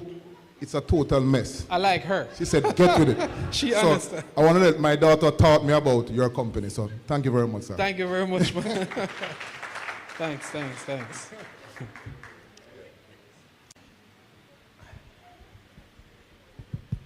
All right, congratulations, Jeff and Mackenzie. Where's Mackenzie? Thanks so much. For those who know, Jeff and Mackenzie started Amazon. And you know what Amazon is. So this is where Omar is headed. Omar, I want one more story. The logo. Tell me about the logo. About the? Logo. The logo. 876 get. That gentleman over there, Raniel. So anybody who know Raniel know that Raniel does some of the best graphics work ever. So, yeah, okay, so NCU Media attest to it. So we had a couple of designs, and I wish I could show you some of them that we went through, but we ended up going with the black, green, and gold is literally because we're for Jamaica. And we want to build an island-wide network. So that's why we decided to go with the Jamaican logo. And we played around with 876 GET. We even registered GET 876. And we did a bunch of other things. But 876 GET just felt like what we wanted. So the area code was telling you it's Jamaican if you didn't already know from the black, green, and gold. And then GET is just what we do. Anything at all you want, we'll just go and get it. Call us, go for it. But that's the story of the logo. Yeah, that's a fantastic logo. Thanks so much, man. It came to me because I remember the Nike logo. I don't know if anybody knows the story about the Nike logo. Oh yeah, we really believe in that as well. Just go out there and just do it. Yes. So the big story of 876 is that we didn't start ideal, but the art at the start. You must start to go. So the Nike logo with Just Do It is actually along the lines of us. Just the same. I definitely look forward to participating in the $1 billion stream. Sir. Yes, sir. Thank you. US, please. Yes. All right. If that's it, then we still have a few more. One more? Yes, Mr. Weathers. Yeah, Omar, good job. Thanks. Great event as well. My question is, where do you see this event going? The event? Yeah. So we want the event to be a yearly event, so don't sit and think it's just this year. I'm going to ask you to come back again next year. We're going to build it as big as we can, and as soon as we expand to the other areas, we're going to go and we're going to learn, and then we're going to teach. A part of my philosophy is that you must build, measure, learn, and then go again and start building again on what you measured and learned. So whatever you measure, you know that this took you here. You're going to measure, you learn from what you did, and you build again, you increase it, and that's a part of what we believe in. So the event is going to be like that, and if you want to learn what we did, the things that we are going to do, then you can just stay tuned and you will get more from further events. One more question, thanks.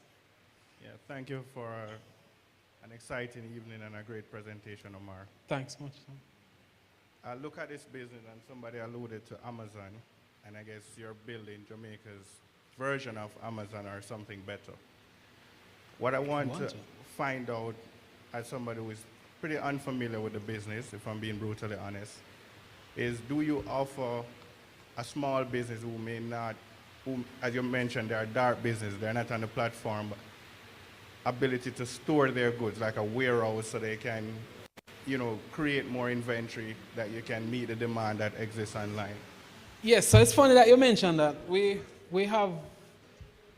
don't have a lot of offices, but wherever we have an office, we have a we have a bunch of stuff stored there. We have this one guy, and he does a particular product, and he has never delivered any of those products.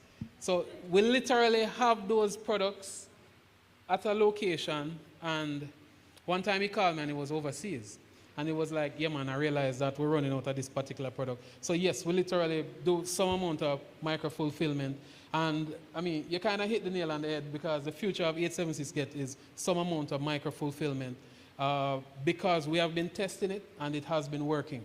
So we want to give you the ability, who have a store in Kingston, not to have to come and build a store, or you're going to rent a store to sell your product. Literally, you can send it to us, and because we already have the delivery network, then you're going to be able to get your products delivered.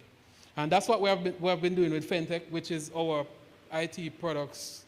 Fentech is now going to exist within the realms of 876 Get. So that's literally where we're going with it. Thank you for your question. And I have one. And I hope you can help us to get there. One comment. Yes. One comment for you. Thanks. Everybody that's in this room right now, I can tell you guys, consider yourselves lucky to be here. We had a similar journey. I started 2004 online. And I caught it at the right time, which was 2009. Yes. And the rest is history. Everybody in this room right now, I can tell you, you're witnessing something special. Don't leave this room and sleep on this. I can tell you that. Don't leave this room and sleep on this. Everything that he's saying, he's 10 years ahead. You guys are now at the point where you can take advantage of this opportunity. And I can tell you, 10 years later, you'll all be smiling like that fat guy laying on the bed of money. I'm telling you. This, during the pandemic, we were home, can't go anywhere. It's an automatic 876 Get. Do you know how sweet it feels when you look at that little guy moving, picked up your order, he's coming, boom, he's at the door. Repeated orders over and over again. And that's because of being in that US economy, understanding Uber, all that kind of thing. And it's in Jamaica, but nobody is really harnessing that right now. Nobody don't understand the opportunity. So for everybody here, take my word on this one. If you harness the opportunity, this is an excellent, excellent idea. Now that you have the marketplace, it's another level. Marketplace is another level. Investment opportunities, referrals. I'm one of the first one to be signing up for the referrals. Thank you very much, sir. Thank you. All right. Thanks again for having me. Enjoy the rest of the evening. A bigger round of applause, people.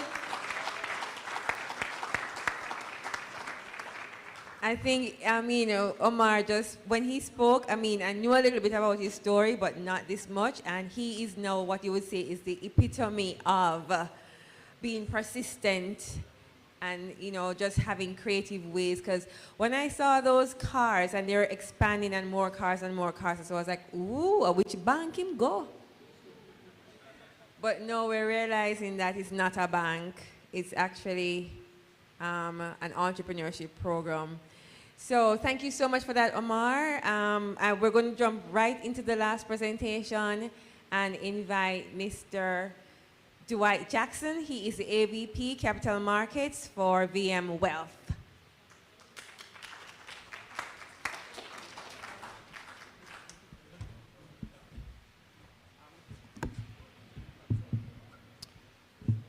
Oh, you ready for me? Evening. Or good night. I know.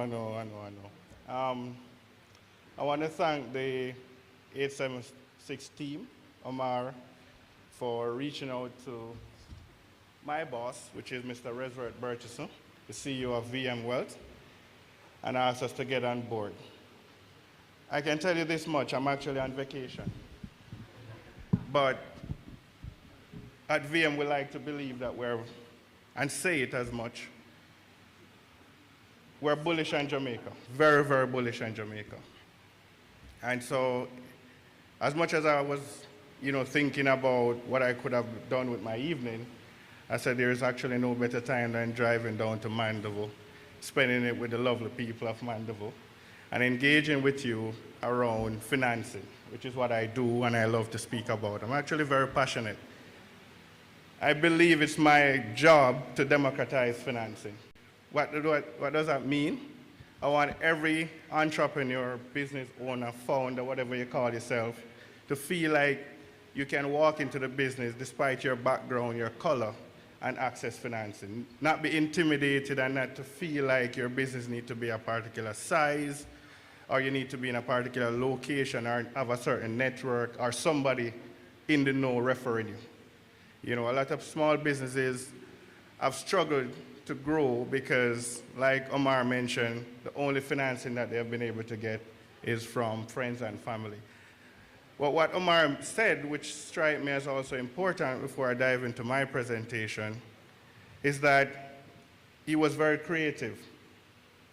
So sometimes the bank may say no, or sometimes other people may say no. But what Omar did was to get creative with not only developing a business, but financing that business. And I urge each entrepreneur in here to think creatively about financing your business as much as growing that business. So yes, you're a business person and you want to build out an e-commerce, or you may want to build out a manufacturing. Start thinking about how you could finance that as well. Because as Omar rightly pointed out, the bank may not be on board depending on where you are in that process. And nothing is wrong with that, right? I can explain why. A lot of persons say the risk, but do you understand why a bank may not lend to a startup? It's not, the risk is the way and the right way to define it. But here's the thing. The bank gets its money from depositors, people like you. Would you feel good if the bank is taking your money and giving it to a startup? Exactly, you'd be like, what are those guys doing? They don't know anything. They know how many startups fail. So that's why the bank can't really get involved with all startups. The banks will get involved with some startups. It's not all.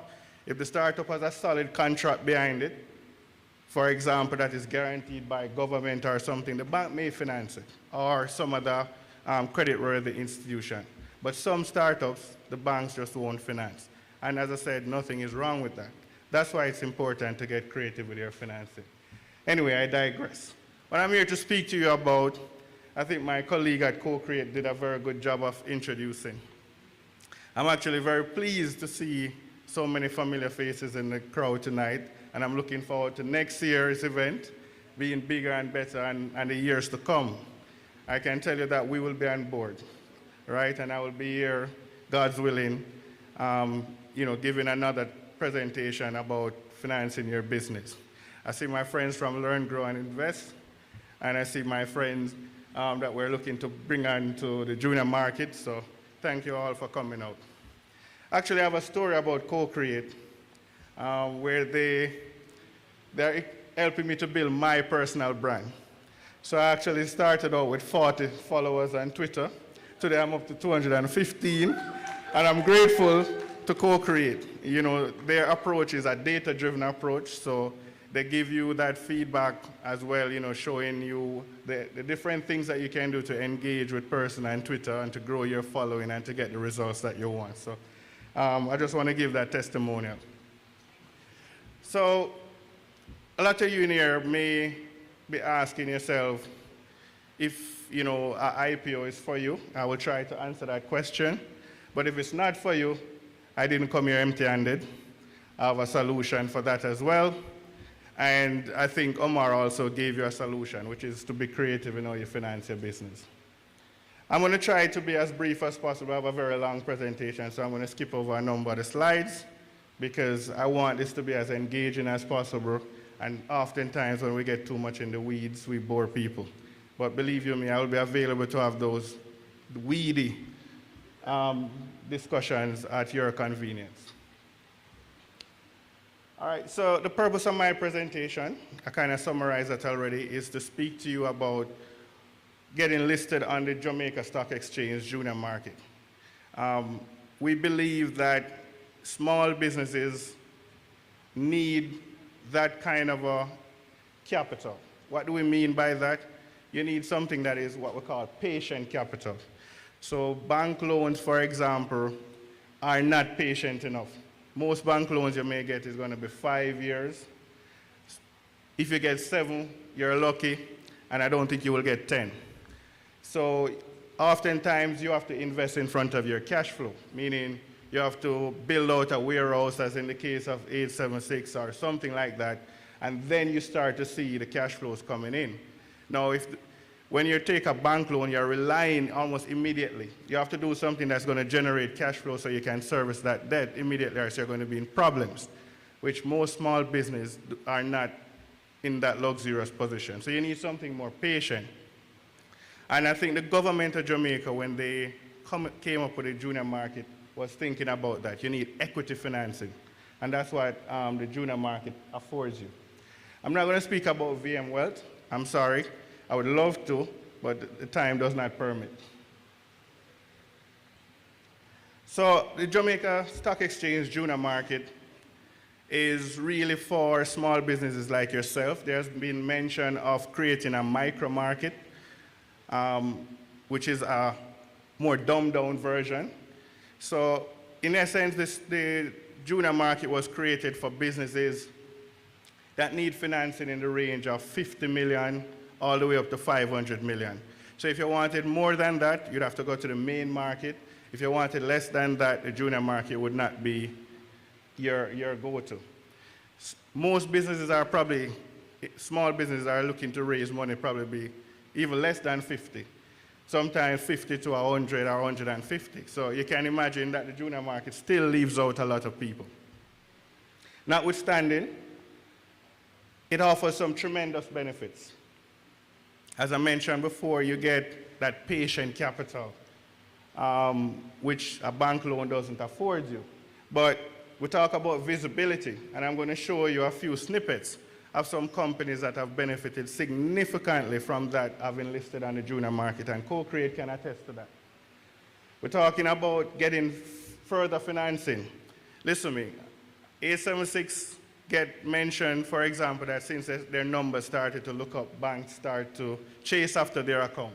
And that's true, but it gets even better when you're a listed company, because there's a level of transparency that is out there where you have to publish your financials every quarterly, your management financials, you have to publish your audited financials, you have to give timely updates on any major corporate actions, etc.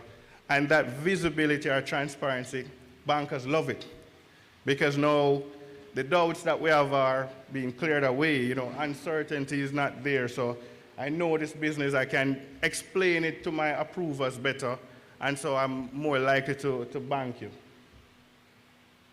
Diversification, right? This is another benefit of listing on the market. One of the ones that my boss loves is that when you list your company, it tells you that tomorrow you can walk into VM or most financial institutions, Barita, JMMB, you name them, and you can borrow against those shares. They call it a margin loan. In the US, it's very popular. So as soon as a company goes public, the owner, the majority owner of those shares goes and he borrows against those shares and he invests somewhere else. You know why?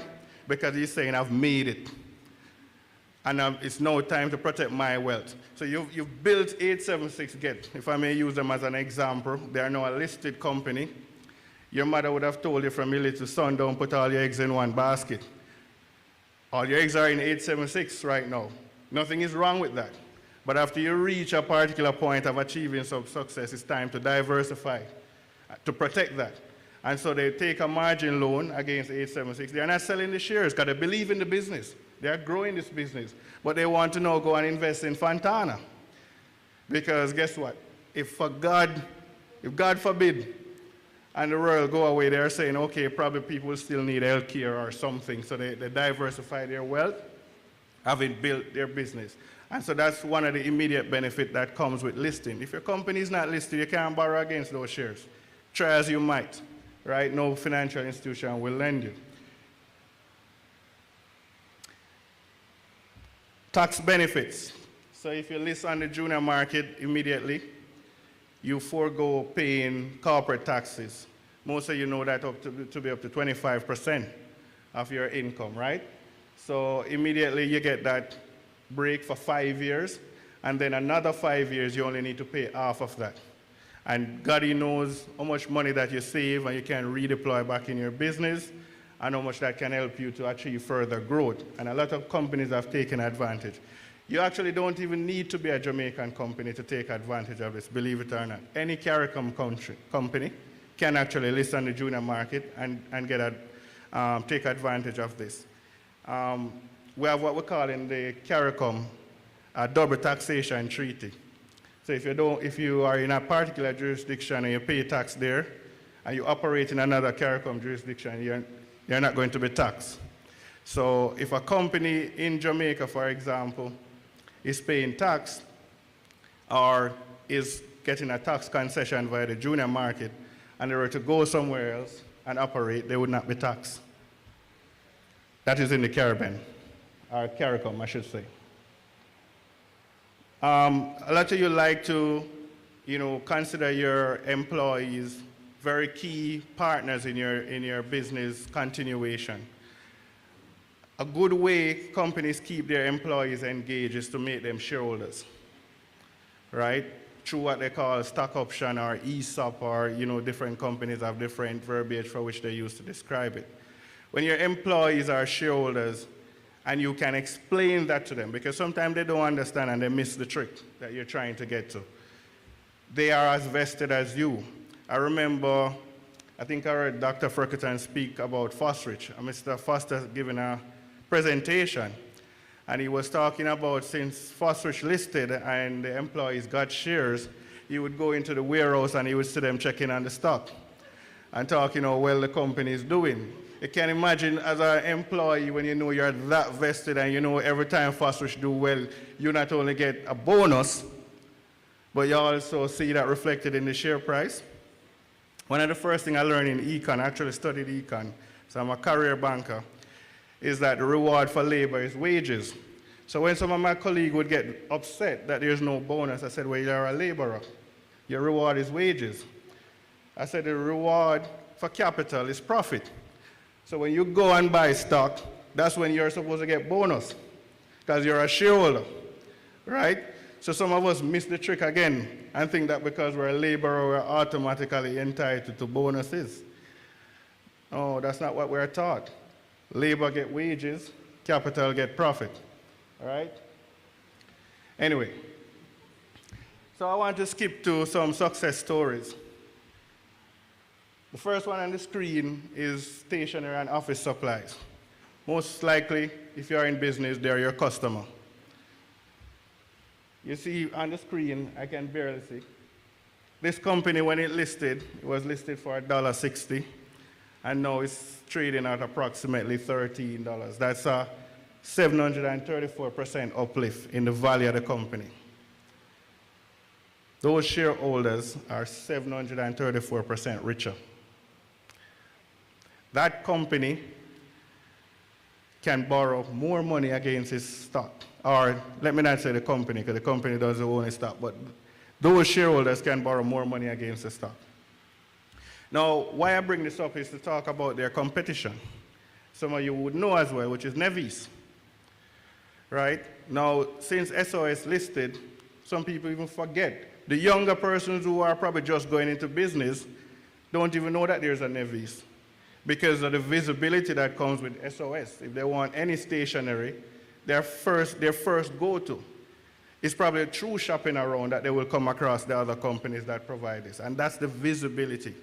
And when you have that, when you're the first mover, that's also critical. So if you're in a space where there's strong competition, it's also good to be a first mover. You'll see that theme being consistent throughout my examples that I'm citing. Another one that we're looking at is Fontana.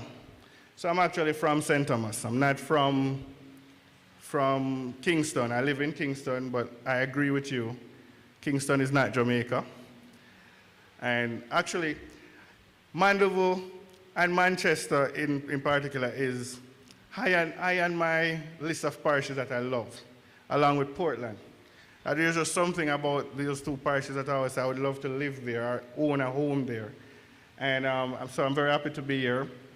But I'm from St. Thomas. And the point being, we used to shop in Kingston. But the only pharmacy we knew was York. I don't know if anybody knows that name. When you think pharmacy, you thought York. Now, when you think pharmacy, what do you think about? Exactly. So you're getting my drift. Fesco. Another one. When you think low fuel provider, I used to think Johnson's. Right? Huh? Exactly. And you have a lot of other low-cost fuel provider, but Fesco has come, they have announced that they are in this space, they're a listed company, and not only do you consume their fuel, you get the chance to own shares. So you know what you're saying? I'm edging myself. So anytime fuel price go up, as much as I have to pay for it, I'm going to see it reflected in my shares that I own, right? So one way or the other, I'm either going to be neutral or I'm going to be better off once this thing continues to go. And you see it reflected in their share price. I worked on this IPO and I left NCB before it went to market. It was one of my hardest IPO because I was working on it, then the fire happened, and we had to pause it, I had to wheel and come again, and I'm so happy for them, you know, that they ended up going public, and it has done well for the investors. Indus Pharma is another company. I love the story behind this company. You know, Indian Jamaican came here as a doctor, worked all over the country, even in St. Thomas, settled in Montego Bay, and realized that poor Jamaicans could not afford basic drugs. And so what he wanted to do was to leverage his connections in India to be able to provide drugs to his clients that come to visit him. And he started doing that out of his doctor's office until he was able to expand and start building a warehouse where he would import more drugs, and it became so difficult to do both, he decided to give up his full-time practice as a medical doctor and became an entrepreneur. And so Indus Pharma is a result of that. And as you can see, they have gone on to deliver significant value to their shareholders. Spur Tree Spices, one of the newest listing on the junior market. We know that there are a lot of spice companies.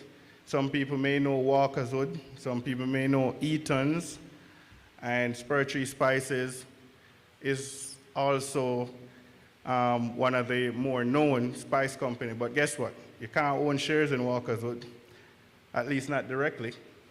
And you can't own shares in Eaton's. So if I were able to own shares in Spur Tree Spices and I go to the supermarket, you know which one I'm buying. All right? Anyway, these are some stories about companies that have gone on to have tremendous success, have almost been able to leap ahead of their competition. They have been able to get that capital that we talk about, that permanency, right? When you get equity capital, you don't have to worry about monthly repayment or quarterly repayment, whatever the periodicity or the payback that the bank may offer you.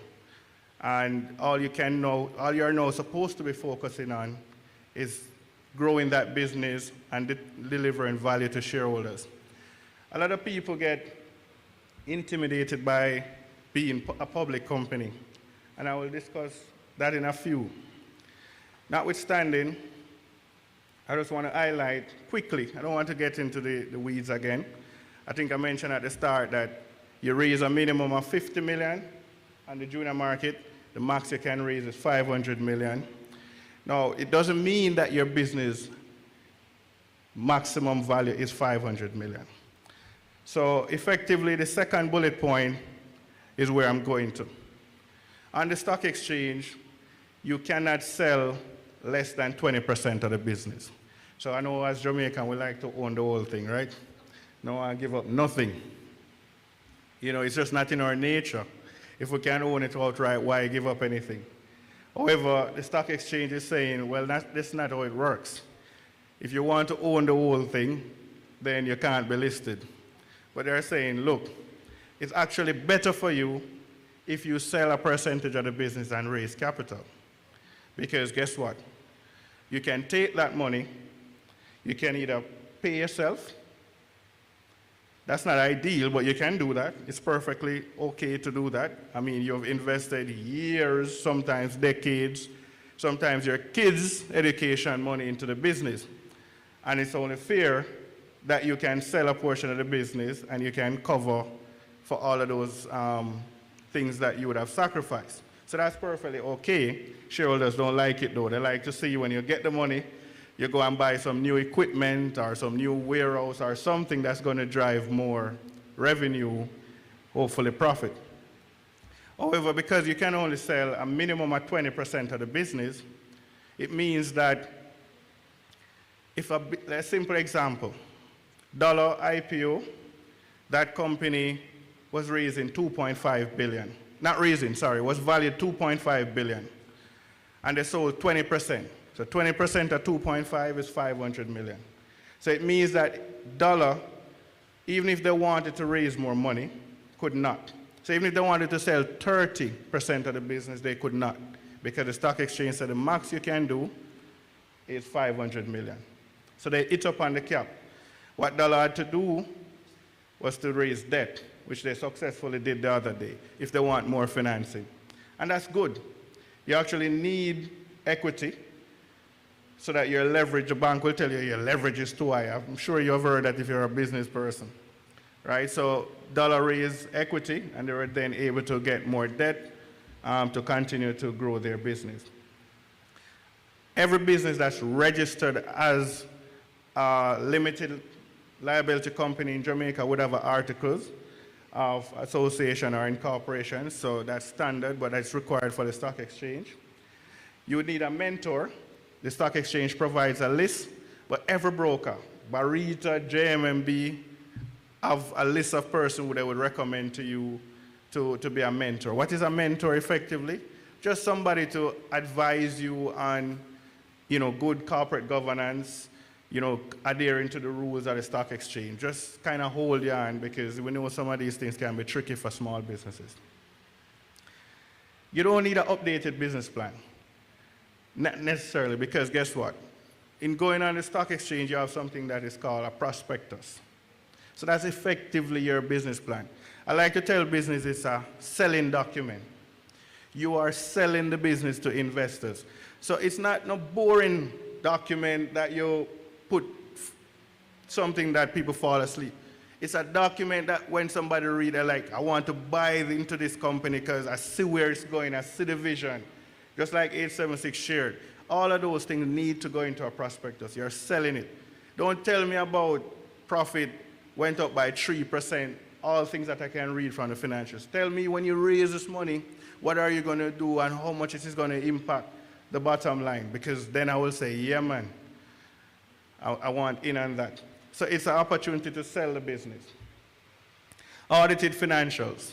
So I know small businesses, this can be troublesome, right? Because you're barely generating enough money to pay wages and all of those stuff, and you're going to spend a couple millions on audited financials that you feel like you don't need at the moment. Unfortunately, you will need at least 1 year audited financials. Your broker will tell you. Now, why is that necessary? Again, management accounts, we've seen errors in them. I'm sure you've all had that experience, right? So they want somebody to effectively verify that performance that you have reported. And that's what the auditor will do, at least 1 year. Now, if you have only 1 year, the regulators, which include the Financial Services Commission, FSC, will say, we need a projection. You need to tell us what the business is going to do over the next 3 to 5 years. And what we usually say to our clients, don't worry about that. Just ask your auditor to do it. And your auditor will sit down with you and say, okay, based on what you've done the last couple of years and based on what you will do with the money that you raise, these are your projected financials for the next 3 to 5 years. And we take that, we package it along with the story that co-create spoke to, and we put it in a document called a prospectus along with the help of an attorney.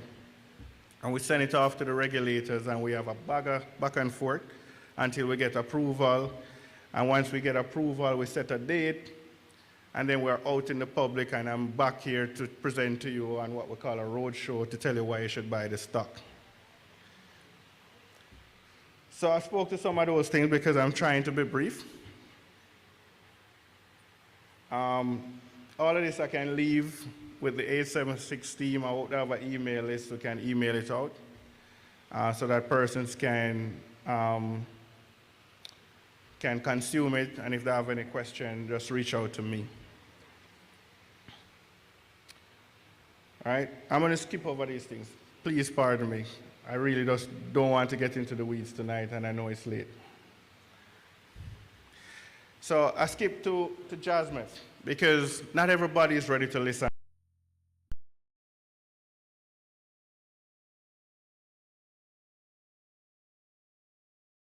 Don't get me wrong, I just spoke to them. And I encourage every single Jamaican company that is able to list on the stock exchange to do so. I have actually no qualms about that Jamaican to say. I encourage that. I think it should be the case. In the US, everybody, that's what they want to do. As soon as they build their business, they want to get to the stage where they would list it. It's like the de facto next step for transitioning of your business. In Jamaica, we're a little bit more, trepid about making that move. However, if you are not at that stage, VM, as I said, we're bullish on Jamaica, very, very bullish. When we listed in 2017, we said we were going to raise money and we were going to help small businesses. The unfortunate thing is we have been really just loaning that money. And like a detailed, loans are not necessarily good for small businesses looking to unlock growth. It's not the best financing. Now, if it's the only financing and you have to just take it, when you're trying to unlock growth. So when I joined VM, I got the mandate to create a private equity fund. What's the purpose of this fund? This fund was to focus primarily on helping small, medium enterprises get the same kind of capital they would get if they list on the stock exchange, but without requirements, without they having to have audited financials and all of those things, which we know can prove difficult and, prohibitive for some company. So then came an opportunity to work with the DBJ. We gladly took it up, and I can tell you why. They were going to put $5 million in the fund. So we're like, why lose out on $5 million? We just need to comply with their requirements, and we'd get access to that.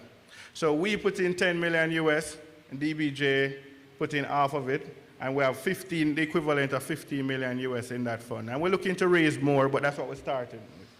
And the purpose is you can get equity capital, as I said, without the requirements of listing. And you can take that equity capital and you can buy that machinery. You can make those long-term investments because guess what? You have no permanent capital. You don't have to worry about payback.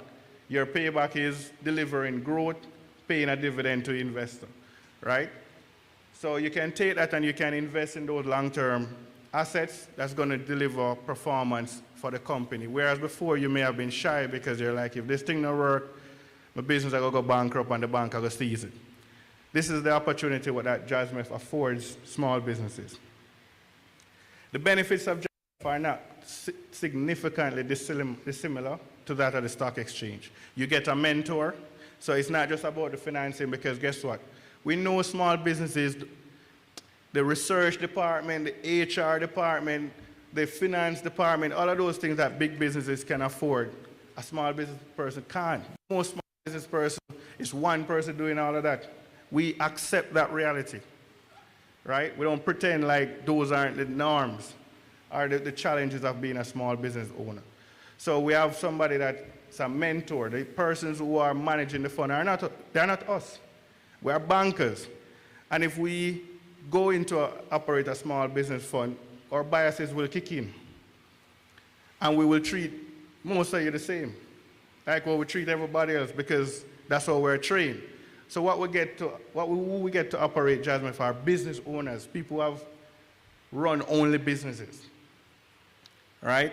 And they are the ones operating. So they look at it through a different kind of lens. And they are not only to provide the financing, they are supposed to provide you with the mentorship, the guidance needed to take your business into the digital age.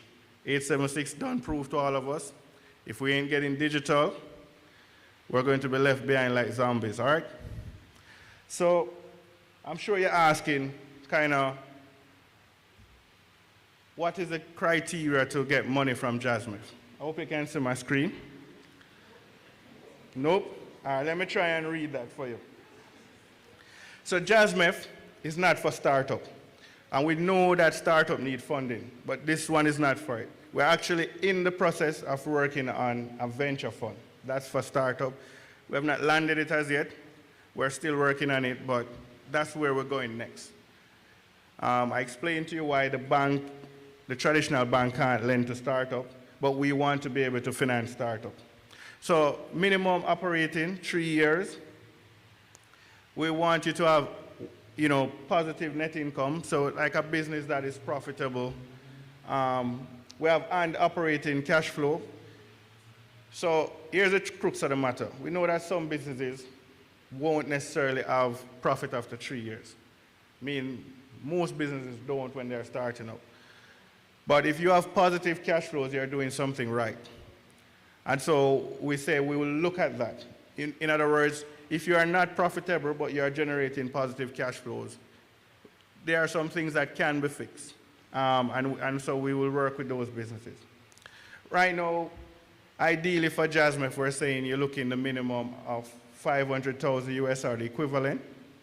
That's about $80 million or a little less, But if you can see at the top, we have a minimum 15 to 25 companies must be in the fund. So that's a minimum, right? We want to make sure that we are not leaving out small businesses. And like I said, some businesses may want 50 million or even 40-something million. So on a case-by-case basis, Jasmine Farr is supposed to look at those. So every single application is considered. These are just boxed to be checked. Doesn't mean that you need to have everything. These are just the box that we check. I think SME have a definition, right? As you can see on the screen, we have 6 to 50 full-time employees. So if you are over 50 employees, you're not necessarily considered an SME based on the definition. Again, it's a box check, because if you're 51, we're not going to say, well, you don't qualify for Jasmine funding, if you get what I'm saying. So, but that's the criteria. You have a total annual sales of at least 120,000 US and up to 3.4 million. You would say if a business doing 3.4 million is not an SME, right? So I guess you appreciate that. It doesn't necessarily have to be a business in Jamaica, but part of the criteria that we agreed with the DBJ and the World Bank is that at least the first 15 million must go to Jamaican-only SMEs, right? So that's an agreement that we have. We call it a side agreement. So not before that is actually dispersed, we'll be able to go outside of Jamaica. Sector, we don't care about sector. So any sector that you're in, we're sector agnostic, you can qualify for Jasmine. My good friend at Co-Create mentioned ESG. It's a new odd thing as part of the financial requirement. No, I hope people don't get, again, intimidated or turned off by this, because it simply means that we want businesses that are thinking about certain things. want you to be thinking about your environment, want to be thinking about your social impact, you know, charities, etc.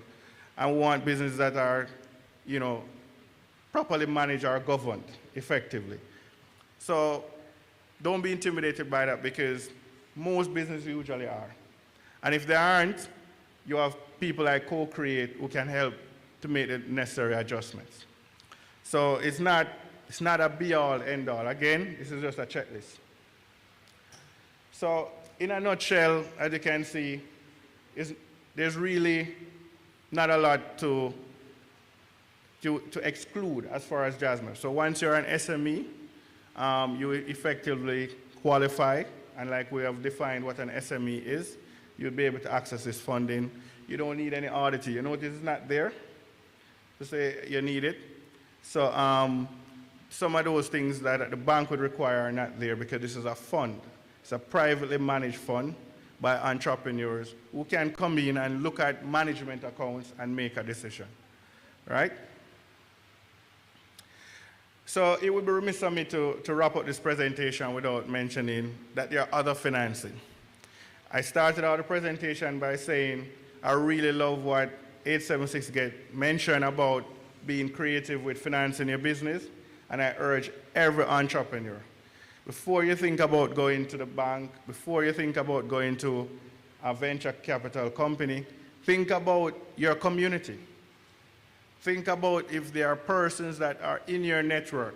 Some people will tell you your network is your network, that could invest in your business on terms that would allow you to finance the development or expansion of your business without giving up too much or getting financing that is too onerous, or some people will call sharkish, or draconian. So what are some of the other financing that we provide? We do asset-based lending. So I mentioned that when a company lists on the stock exchange, they can borrow against their security, which is their shares. But we also lend against if you own bonds, or if Barita sells your unit trust. They said their property fund is the #1 property fund. You see, I'm advertising for my colleague. If you borrow against the unit trust, if you have a unit trust investment, you can borrow against that. And we also are adding real estate. So we know not everybody likes to buy stocks or bonds. Some people like to own real estate. It's not a security, but we understand Jamaicans and some of the things that they prefer to own. And so we want to be able to lend against some of those. Asset-based lending, it does not have the same requirements as a bank lending facility, because all we're assessing is the asset. We're not assessing your ability to pay. We're simply saying if you can't pay, we're going to sell the asset and take back our money. Let me be brutally upfront with you, right? So we're looking at the asset and the ability to sell it and get back our money if you can't pay us. That's what asset-based lending is. Lease financing, this is another form of financing that we provide in VM. So if you're a manufacturing company or you're a healthcare provider and you want a diagnostic machine, we'll do lease financing for you. We go up to 10 years. In exceptional cases, we go up to 15 years in terms of lease financing. But on average, we're about 1 to 7 years. Trade financing, like, financing your receivables. So I know from time to time, depending on the business that you're in, you have what we call it, a liquidity issue or a cash flow issue, because you're not able to monetize your receivables fast enough. In other words, you have delivered your goods and you might get 60 days or whatever from the person who you sold your goods to get paid, while you have payables that are 30 days, so you have a problem right there. So we do financing of receivables. We usually discount it to get our money back. So instead of, if you have $1 million worth of receivables, we might give you $900,000 for that. In that case, you take that $900,000, you can plow it back in your business as an example. We also do payables financing. So you may have a payable, we will finance it for you as well. That's part of what we do. We do commercial loans, bonds, public and private equity. The most recent private equity we did, which we made a splash about, was Home Choice. They're a company that we expect will list on the junior market soon. But we also do that for companies that wants to be in partnership with VM. So, you know, I think I see what's her name? Sorry. She's looking at me and putting up her hands. I guess I'm over my time. So I'm gonna wrap up here. I really want to thank you for your time. As I said, I really enjoyed the trip, even if I didn't have a presentation. I'm so excited about what is happening in Mandeville. See, you know, businesses in Mandeville aren't even thinking the traditional way, employing technology to grow and develop. And you know, it was just fascinating sitting down and hearing and seeing that this can actually happen in Mandeville and outside of Kingston. And I'm happy with the engagement and the turnout. So I'm a very happy person going back to report to my boss about what took place today. And like I said, based on this, we'll be back next year. Thank you. Thank you so much. And before you leave the podium, Mr. Dwight Jackson, you'll be back next year with more money? Oh boy, you sound like a banker. You're trying to get me to commit on the spot. But we will be back. Okay, thank you so much. Questions for him, please?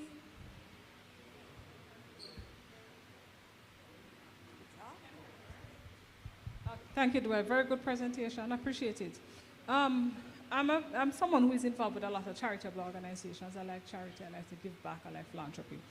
I've been looking at the Jamaica Social Stock Exchange. I didn't hear you make mention of it. Matter of fact, I'm preparing my own charity to go on that at this point. I'm actually doing the course as well that the stock exchange is offering. So does VM, have you looked at the sector any at all as to whether you would be mentoring persons to get on it? Absolutely. So I can't say this enough, that we're really, really invested, right? We're literally putting our money where our mouth is. So it's not, we understand that there's a philanthropic part of this, and we're doing that, right? So I'll give you a simple example, right? But it's tied to the home choice.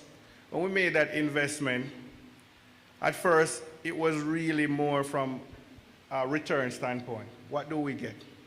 But as we sat down with the home choice team, realized that this is a community that is underserved. You know, in Jamaica, we take it for granted that everybody here is Christian. And then everybody subscribes to the same, you know, things that we take for granted, the same laws, the same banking practices. And here we have over 5,000 Muslims in Jamaica that does not subscribe to Christian banking practices. So they have not been able to access things that a lot of us take for granted, such as a mortgage or a deposit facility or a car loan, because their Sharia law does not allow them to access that kind of a facility. And so they have just been kept out of the system. I say all of this to say that having made that investment, we realize there's so much more to do, right? Part of it, as you mentioned, is being more charitable through the Jamaica Social Exchange, Stock Exchange Social Exchange. And so we are putting our support behind that, but we also see a bigger picture. And so when we identify opportunities such as that Home Choice showed us, we're also supporting that. So what we're expecting very soon to announce is actually facilities for that community. And we want to be very inclusive as bankers to make sure that we're supporting all causes and all our customers. Okay. Thank you, but I'll just ask you to look at Manchester, because there are a lot of charitable organizations here, and I'm sure a lot of them keep good books registered with the Benevolent Society. And you know, it could be a sector that could go somewhere. Absolutely. Right. I'm here because we believe in Manchester. All right, so the Chamber of Commerce, I know you have reps. I saw the president tonight. I hope to be at the next meeting as well. And I'm looking forward to having a continued presence there as well. Excellent. Good evening, everyone. Given the impact of the BPO as it relates to our unemployment rate, do you have any wiggle room as it relates to how you treat that particular sector? Because meaning that, and I'm speaking specifically to startup businesses. So as I said before, we do startups, meaning VM Wealth. So VM Wealth is actually not a bank. We're a financial institution. We're not regulated by the BOJ. We're regulated by the Financial Services Commission. So we do select startups, but those startups usually require to have a contract. So for example, if you're a BPO operator and you may have a contract with Amazon, and if that contract has any length to it, for argument's sake, which is say 5 years, and you can demonstrate that you can meet the requirements, then we will look at financing like that, right? The startups that we have a challenge with is where you have to yourself go out there and take the money and generate the business. We have a challenge with it because, again, even though we're not a bank, the money that we get is from people like yourself, investors. And so we have to manage that carefully, and we know the risk associated with startup. But when the startup can negotiate a contract, what we call it is an off-take. So if you can go to somebody and say, okay, if I produce this for you, you will take it and you will pay me this amount, and they sign that, then that is, you're creating now a bankable startup. And that's what we would get involved in. Okay, thank you. One last question. Okay, good. No other question. Thank you so very much, Mr. Jackson. That was very eye-opening. You're And welcome. a little bit louder for small business, please. Because I always like to say, as somebody who is among a lot of small businesses at any one point, you hear about the banks and the financial institutions wanting small business to take their loans and their programs, but it's the first I'm really hearing an institution being so heart-centered or MSE-centered by literally giving them a break on some of the hardcore requirements that the other institutions have. So congratulations about that, Mr. Jackson.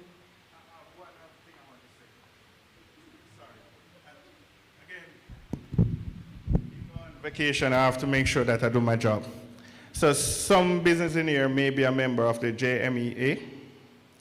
If you're actually a member of the JMEA, we have a special package with the JMEA. So I urge you to speak to them. The package includes no fees for 2023 if you're looking to list on the stock exchange. So usually, as you saw on the screen earlier, we charge about 2% for a stock exchange listing. So if you're raising $500 million, that's about $10 million in fees that we would waive if you're looking to list on the stock exchange next year, if you're a member of the JMEA. We've also reduced or removed some of our fees on our other products like loans, lease financing, etc. So if you're a member of the JMEA and you want to take advantage of that and you are unaware of it, you can reach out to their offices and they will engage us, or if not, you can speak to me directly and we will also engage you around how to take advantage. Thank you. Thank you so much. And at this point, we're going to be inviting Carlene Salmon just to wrap everything up for us.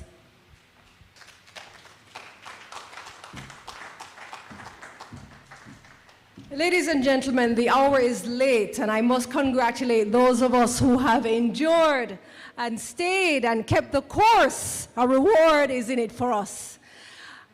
This has been truly an exciting event, and as that gentleman at the back said earlier, we are uniquely blessed and placed to be in this room tonight, to be at the start of a great event, and to hear about some of the activities taking place in Manchester in terms of the technological developments that are on the horizon for Manchester. And one thing I will say, I'll make a correction to those who said we're traveling down to Mandeville. My father would tell you, as he told me when I was a teenager, that Kingston is on the plain. Manchester and Mandeville are up on the hill. So technically you're traveling up to Manchester and up to Mandeville. And for those of you who made the journey from Kingston up to Mandeville, we want to thank you and welcome you to the metropolis of Mandeville. I'm sure you'll agree with me that we had a fantastic evening at our first 876 Get e-commerce summit. And I'm sure that next year when we have this event will be not just one night, but a couple of days, because we know that out of this, the seeds that have been sown at this event will be a tremendous crop reaping next year, and that we'll be seeing those seeds coming to make presentations over, what we say, Omar, 3 days? A few days. But we'd like to thank those persons who came and who spoke to us tonight. Dr. Wendy Freckleton from Digify TV, who gave us that presentation on the opportunities there to market, but also said something very significant, which is support local business. Keep the funds in Manchester, and we must applaud her for that.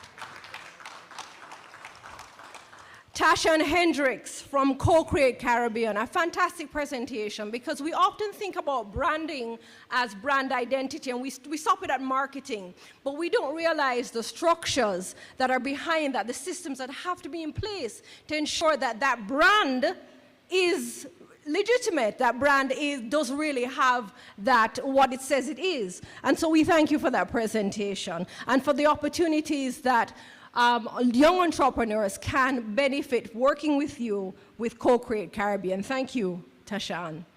And of course, Mr. Weathers, Franz, where are you?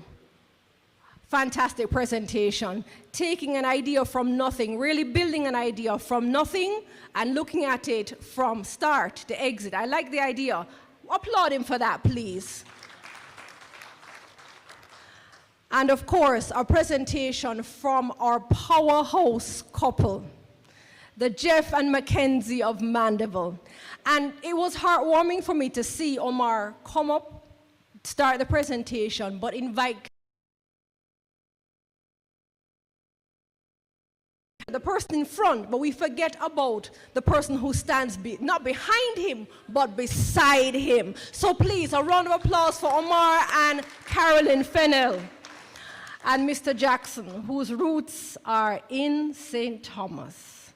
Thank you, Mr. Jackson, for making the trip up to Mandeville and telling us about the opportunities, the benefits of joining or going public, the requirements for going public, and of course that JazzMeth program, which I think we need to hear more about for companies that don't quite meet the threshold for the junior stock exchange. Please give Mr. Jackson a round of applause. But where would we be this evening without our sponsors? So we want to thank, of course, 876 Get, a round of applause please for them, Fentech, Upercart, VM Wealth Management, a round of applause for each one of them.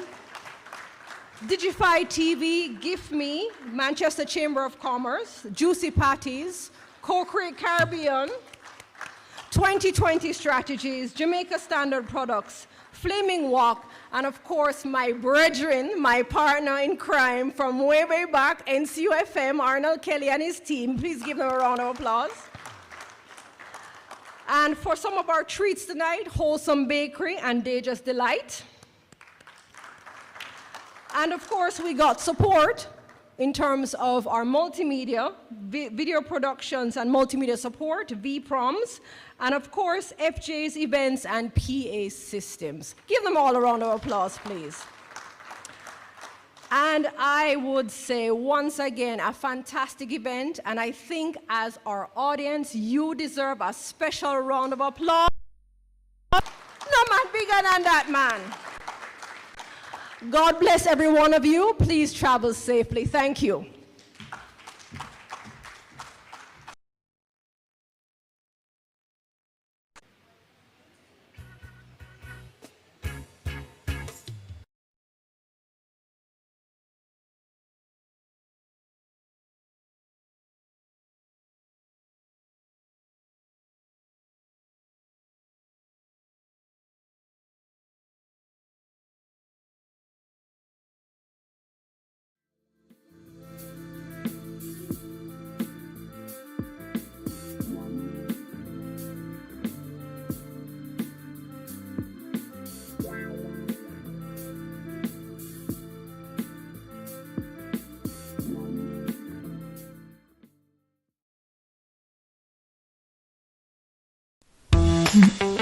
What should I order today?